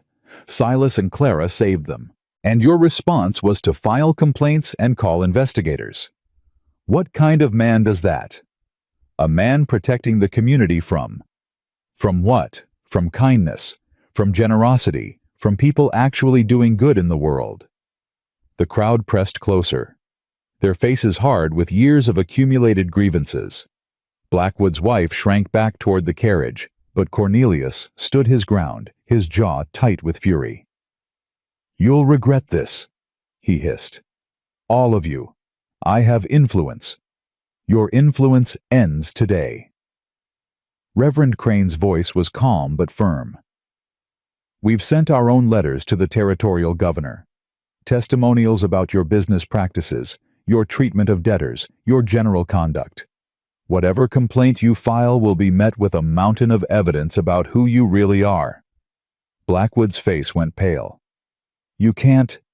We can. We have. Martha smiled grimly. Now I suggest you get in your carriage and go home. And stay there. For a long moment, Blackwood stood frozen. Then without another word, he turned and climbed back into his carriage. His wife followed. The driver cracked the whip and they were gone, retreating down the road in a cloud of dust. Emmy watched them go, something loosening in her chest that she hadn't even known was tight. Well then. Grimsby cleared his throat, looking slightly overwhelmed by the turn of events. I believe we have some paperwork to complete. The next hour was a blur of signatures and forms and official stamps. 9 children formally transferred into the care of Silas and Clara McAllister. 9 new names written in record books. 9 futures forever changed. When it was done, when Grimsby had packed up his satchel and the neighbors had offered their congratulations and the yard had finally emptied, Emmy found herself standing alone with Silas. So, she said, guess you're stuck with us now. Guess so. He looked down at her, and for the first time since she'd met him, he smiled. A real smile, one that reached his eyes and transformed his weathered face. How does it feel? Being officially adopted. Emmy thought about it. About the years in the orphanage, the hunger and fear and loneliness. About the wagon crash and the blizzard, and the moment she'd thought they would all die. About 4 simple words that had changed everything. Feels like being found, she said finally. After being lost for a very long time. Silas's hand came to rest on her shoulder, heavy and warm and real. "Welcome home, Emmy McAllister." The name fit like it had always been hers, like it had been waiting for her all along. Spring came slowly to Wyoming that year. The snow retreated in stages, leaving behind patches of brown earth that gradually turned green. The creek thawed with a sound like breaking glass, and the cattle grew restless in their winter pastures, ready for fresh grazing. Life, frozen and waiting, began to stir. Inside the McAllister ranch house, a different kind of thawing was taking place. Emmy stood at the kitchen window watching the younger children chase each other through the muddy yard. Hank had somehow convinced the twins to play some game that involved a lot of shrieking and falling down. Rosie was refereeing, which meant she was making up rules as she went along and changing them whenever she started losing. "They're going to need baths tonight." She turned to find Clara beside her flour, dusting her apron from the bread she'd been kneading. The older woman's face was softer now than it had been those first desperate days. The worry lines smoothed out, the tension in her shoulders eased. "They're going to need baths every night for the rest of their lives if Hank has anything to say about it." Clara laughed. "True enough. That boy attracts dirt like a magnet." They stood together in comfortable silence, watching the chaos unfold. 3 months had passed since the adoption papers were signed. 3 months of learning to be a family, of arguments and reconciliations, of shared meals, and bedtime stories, of slowly building trust, one small moment at a time. It hadn't been easy. There were nights when Emmy woke screaming from nightmares, nights when Sam disappeared for hours and came back with bloody knuckles and no explanation. There were days when the twins refused to be separated from each other even long enough to use the outhouse, days when Teddy's cough returned and Clara's face went white with fear. But there were good days too. Days when Josie laughed so hard she snorted milk through her nose. Days when Rosie's singing filled the house with something that felt like joy. Days when even Sam smiled reluctantly, like he was surprised his face still knew how. "Emmy," Clara's voice pulled her from her thoughts. "Can I ask you something?" "Of course. Are you happy here?" The question landed like a stone in still water. Emmy considered it carefully, the way she considered everything now, not rushing to answer, not deflecting with sarcasm or suspicion. "I think so," she said finally. "It's strange. I spent so long just trying to survive that I forgot what it felt like to actually live. To wake up in the morning and not immediately start calculating how to get through the day. And now I wake up and I know there's going to be food. I know there's going to be warmth. I know—" Her voice caught. "I know someone's going to be there." Clara's hand found hers, squeezed gently. "That's what home means, Emmy. Knowing someone's there. I never had that before. Not since my parents died. You have it now, for as long as you want it." Emmy blinked hard, pushing down the emotion that threatened to spill over. She'd cried more in the past 3 months than in the previous 3 years combined. Clara said it was healing. Emmy wasn't sure if she believed that, but she'd stopped fighting it. "Where's Silas?" "Out with Sam, checking the fence lines. He's been teaching him about the ranch, where the property boundaries are, how to read the land, what to do if predators come around." "Sam likes that. The learning, I mean. He acts like he doesn't care, but I see him practicing the knots Silas showed him, staying up late to read those cattle journals." Clara smiled. "I noticed. Silas has too. He says Sam has a natural instinct for ranching." "Sam's never had anyone believe in him before. Not really. The orphanage sure didn't." "Neither did you, I imagine." Emmy thought about the basement at St. Catherine's, about the hunger and the cold, and the older boys who took what they wanted from the weaker ones. She thought about Sister Margaret's ruler, and the headmaster's wandering hands, and the 1,000 small cruelties that had taught her to trust no one. "No," she said quietly. "Neither did I." "Well," Clara's voice was fierce with determination, "that's over now. For both of you. For all of you. The back door burst open and Hank tumbled in covered in mud from head to toe. "Mama, Clara! Mama, Clara, Violet fell in the pig pen." Clara's eyes widened. "What? She's okay?" "She's okay, but she's real stinky now." Emmy bit back a laugh as Clara hurried outside, already calling for towels and hot water. Hank stood in the doorway, grinning with the satisfaction of a child who had delivered important news. "You're filthy," Emmy told him. "I know, it's great." "You're going in the wash basin." "I know, it's not great." She couldn't help it. She laughed, really laughed, the sound surprising her with its lightness. Hank beamed like he'd won a prize. "I made you laugh." "You did." "That's good, right? Mama Clara says laughter is medicine." Emmy crouched down to his level, ignoring the mud he was getting on her dress. "It is good, Hank. Very good.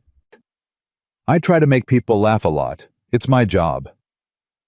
"Your job?" "Uh-huh.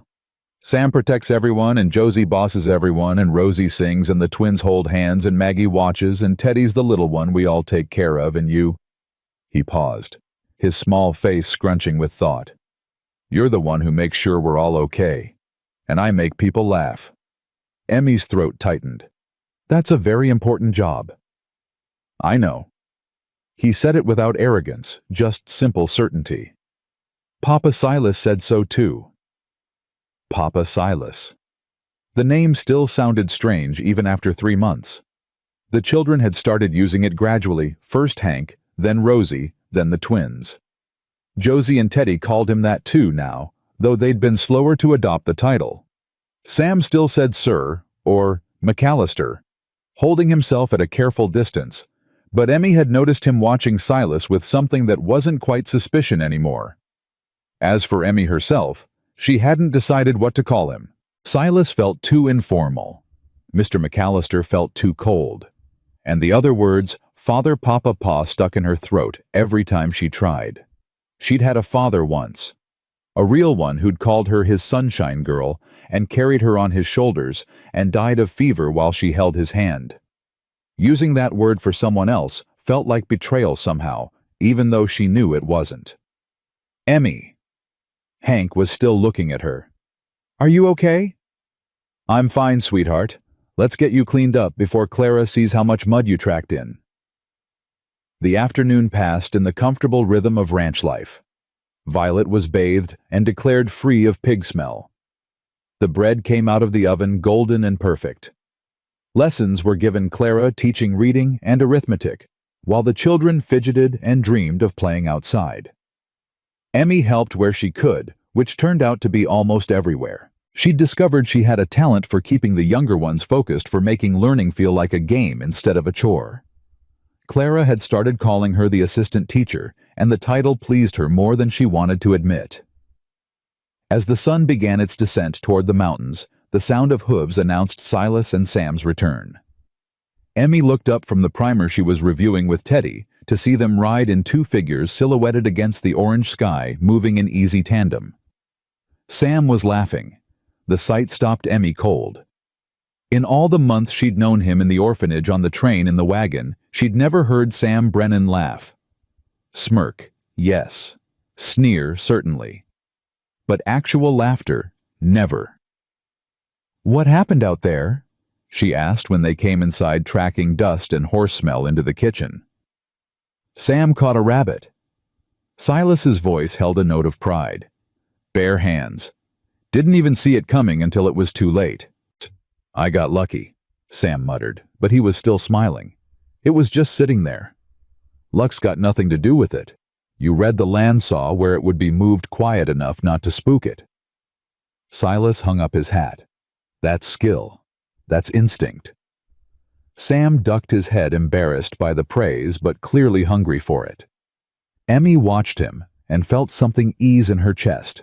He was healing. Slowly, painfully, but healing. "Dinner in an hour," Clara announced. "Everyone wash up, and Silas." She pointed at his boots. "Those do not come past the doorway." "Yes, ma'am." Dinner was chaos as always. 11 people around a table that had been built for 4 elbows, bumping voices, overlapping food, disappearing faster than Clara could dish it out. Hank spilled his milk. The twins got into a whispered argument about something no one else could follow. Rosie sang between bites until Josie threatened to stuff a biscuit in her mouth. Emmy sat in the middle of it all and felt something she couldn't quite name. Peace, maybe, or belonging, or just the simple animal comfort of being warm and fed and surrounded by people who cared if she lived or died. "You're quiet tonight." Silas's voice low enough that only she could hear. "Just thinking. About how different this is from everything before." He nodded, understanding without needing more words. That was something Emmy had come to appreciate about Silas. He didn't push, didn't pry, just made space for her to speak when she was ready and stayed silent when she wasn't. After dinner, after the dishes were washed and the children settled, Emmy found herself on the porch again. The stars were coming out scattered across the sky like spilled salt. The air smelled like spring-wet earth and growing things, and the particular sweetness of snow melting in the mountains. "Room for one more?" She turned to find Maggie standing in the doorway. The girl's dark hair was braided now. Rosie had been teaching her, and her eyes held that same watchful intensity they always did. "Of course." Maggie came to stand beside her, small and silent.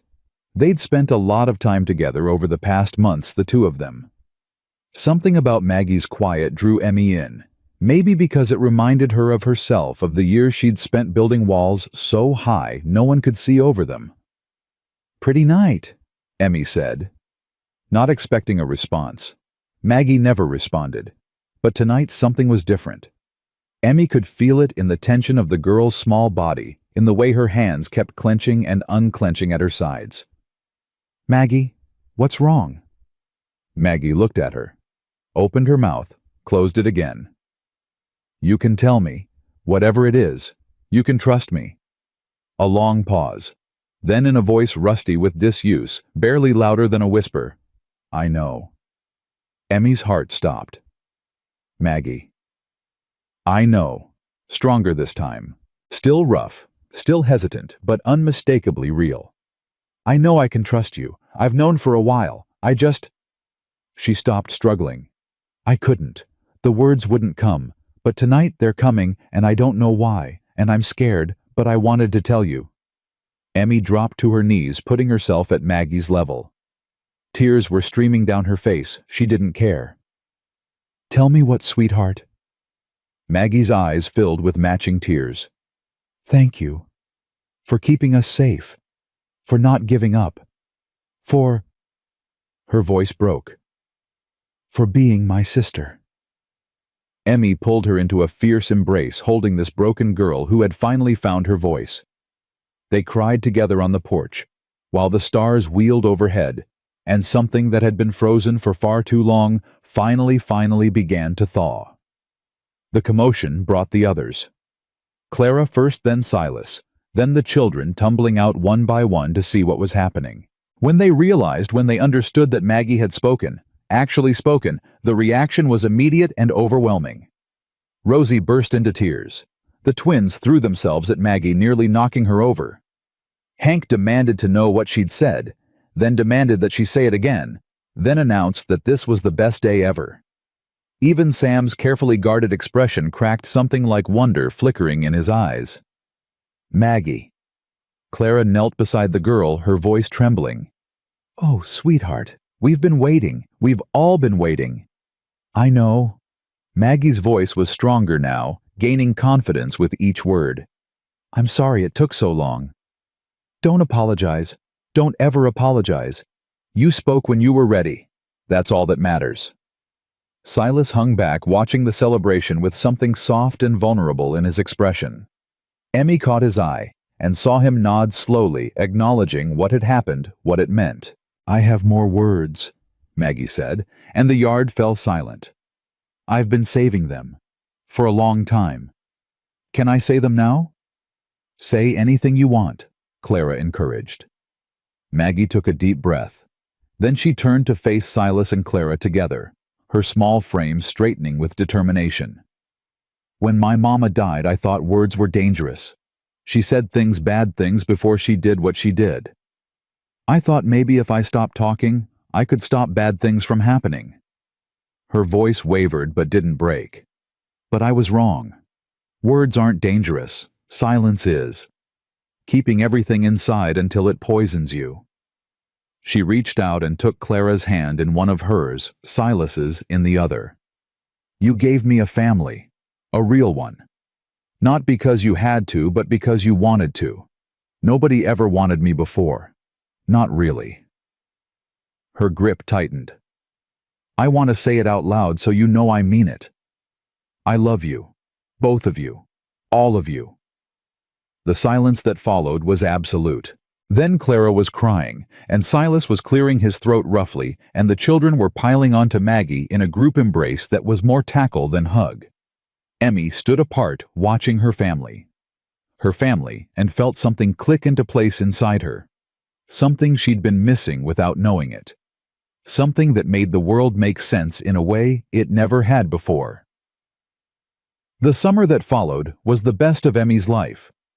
There was work, of course, endless work, the kind that built calluses on your hands and aches in your muscles. But there was joy in it too. Joy in watching things grow, in learning new skills, in being part of something larger than yourself. Sam threw himself into ranching with a passion no one had expected. He was up before dawn most days, riding out with Silas to check on the cattle, learning to read weather patterns and animal behavior, becoming the son Silas had never had. Josie and Emmy took over the household management, working alongside Clara to keep 11 people fed and clothed and organized. It was exhausting and chaotic, and oddly satisfying, creating order out of chaos, making sure everyone had what they needed. The younger ones flourished. Teddy's cough disappeared entirely with proper nutrition and rest. The twins slowly learned that they didn't have to cling to each other constantly, that separation didn't mean abandonment. Rosie's singing improved under Clara's patient instruction, and her voice began to fill the house with something that felt like music. Hank remained Hank, cheerfully destructive, endlessly curious, capable of finding trouble in an empty room. But even he was learning to help instead of hinder.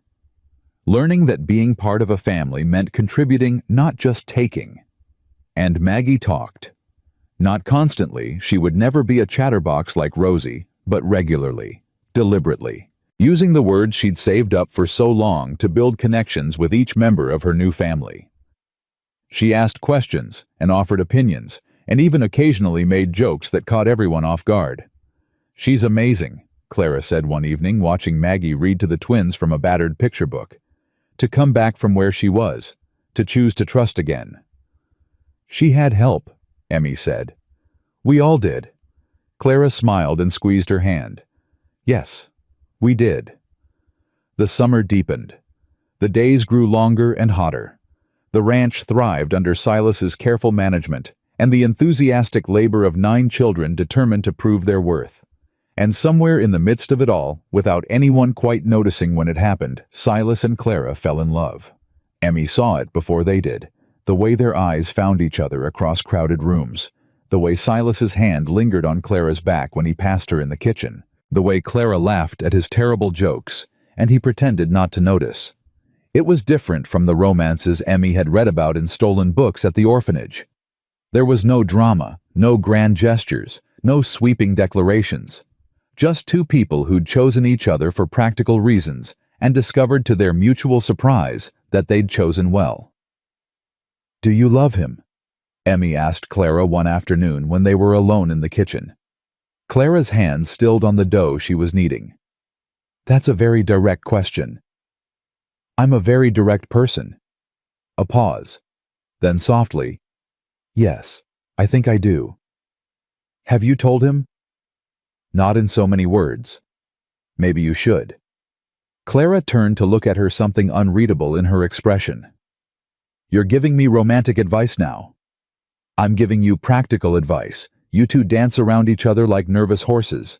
It's exhausting to watch. Clara laughed, a surprised, genuine sound. When did you get so wise? Somewhere between the blizzard and the fever. Remember. That night, Emmy watched Silas and Clara sit together on the porch after the children were in bed. She couldn't hear what they said, but she saw Clara's hand reach for his. Saw Silas's fingers intertwine with hers. Saw them lean into each other with the comfortable intimacy of people who'd finally stopped pretending. About time, Sam said, appearing beside her at the window. Thought you didn't care about that stuff. I don't, but they do, and I care about them. He shrugged the gesture carefully casual. This family thing, it's not terrible. Coming from Sam, that was practically a declaration of love. No, Emmy agreed. It's not terrible at all. Fall arrived with a burst of color and a cooling of the air. The harvest came in enough to see them through winter, and then some. The children started lessons again, gathered around Clara's table with books and slates, and the particular restlessness of young minds forced to focus. 1 year, Emmy realized with a start.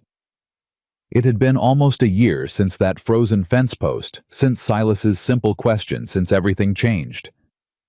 You're quiet tonight. She looked up to find Silas beside her. They were on the porch. Their porch, she thought now, not just his, watching the sun set over the mountains. Thinking about how we got here. Long road. Very long, but worth it. He nodded slowly. I've been thinking about something. Been meaning to talk to you about it.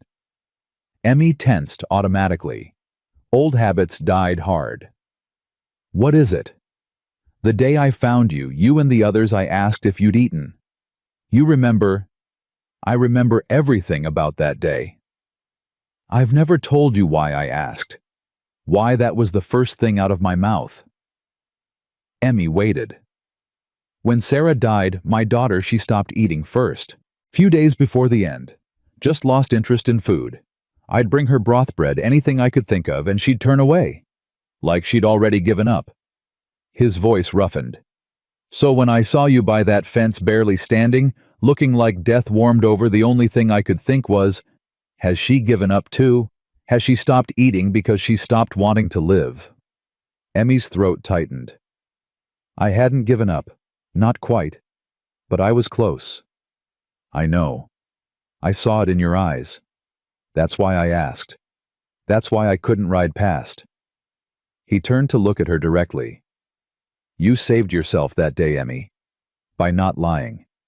By telling me the truth about when you'd eaten. You saved yourself and everyone else. You saved us. You brought us here. I brought you here. But you kept everyone alive long enough for me to find you. You kept them fed when there wasn't enough food. You kept them warm when there wasn't enough warmth. You kept them hoping when there wasn't any reason to hope. He reached into his pocket and pulled out something small and bright. A locket, Emmy realized. Simple silver worn with age. This was Sarah's. My wife gave it to her on her 3rd birthday. I've been keeping it waiting for... He stopped, cleared his throat. Waiting for the right moment, the right person. Emmy stared at the locket, her heart pounding. I know you had a father, a real one who loved you. I'm not trying to replace him. Could never replace him. But I was hoping. Silas pressed the locket into her hand. I was hoping you might let me be your father too, in whatever way feels right to you. Emmy looked down at the silver in her palm. Such a small thing to carry so much meaning. I've been trying to figure out what to call you, she said finally. Silas feels too casual. Mr. McAllister feels too cold. And the other words, you don't have to... Let me finish. She took a deep breath. The other words felt wrong because I thought using them meant forgetting my first father, replacing him. But that's not how it works, is it? Love doesn't have a limit. Family doesn't have a limit. Having one father doesn't mean I can't have another. She looked up at him. This man who'd stopped his horse for a stranger, who'd asked a simple question that changed everything, who'd opened his home and heart to 9 children who needed exactly what he had to give. Pa, she said softly, testing the word. That's what I'll call you, if you don't mind. Silas's eyes went bright. He didn't speak, couldn't, Emmy thought, but he pulled her into an embrace that said everything words couldn't. They stayed like that for a long moment, father and daughter. The locket pressed between them like a promise. Later, much later, after the children were asleep and the house had settled into quiet, Emmy sat in her room and opened the locket. Inside was a small photograph, a little girl with dark curls and a gap-toothed smile, forever 3 years old, forever loved. Sarah. Her sister in a way. The daughter who'd died and left a space that Emmy now filled, not replacing her, never replacing her, but continuing the love she'd left behind. Emmy closed the locket and clasped it around her neck. The silver sat cool against her skin, warming slowly with her body heat. Outside, the first snow of winter was beginning to fall. Emmy watched it through her window, the same kind of snow that had nearly killed her, that had brought her to this place that had changed everything. A year ago, she'd been dying. Now, she was home. She thought about all of them, her family. Clara in the kitchen singing softly as she prepared for tomorrow. Silas on the porch keeping watch over his land and his people. Sam in the barn probably sneaking in one last check on the horses. Josie and Teddy curled together in their room, brother and sister, reunited with their mother at last. Rosie and Maggie whispering in the bed they shared, planning tomorrow's adventures. The twins tangled together as always, two halves of one whole. Hank sprawled across his blankets, already dreaming of the trouble he'd cause in the morning. 9 children who'd been nobodies. Now they were hers. And she was theirs. And together they were something stronger than any of them had ever been alone. Emmy lay down and closed her eyes, the locket warm against her chest. She dreamed of summer. She dreamed of laughter. She dreamed of home.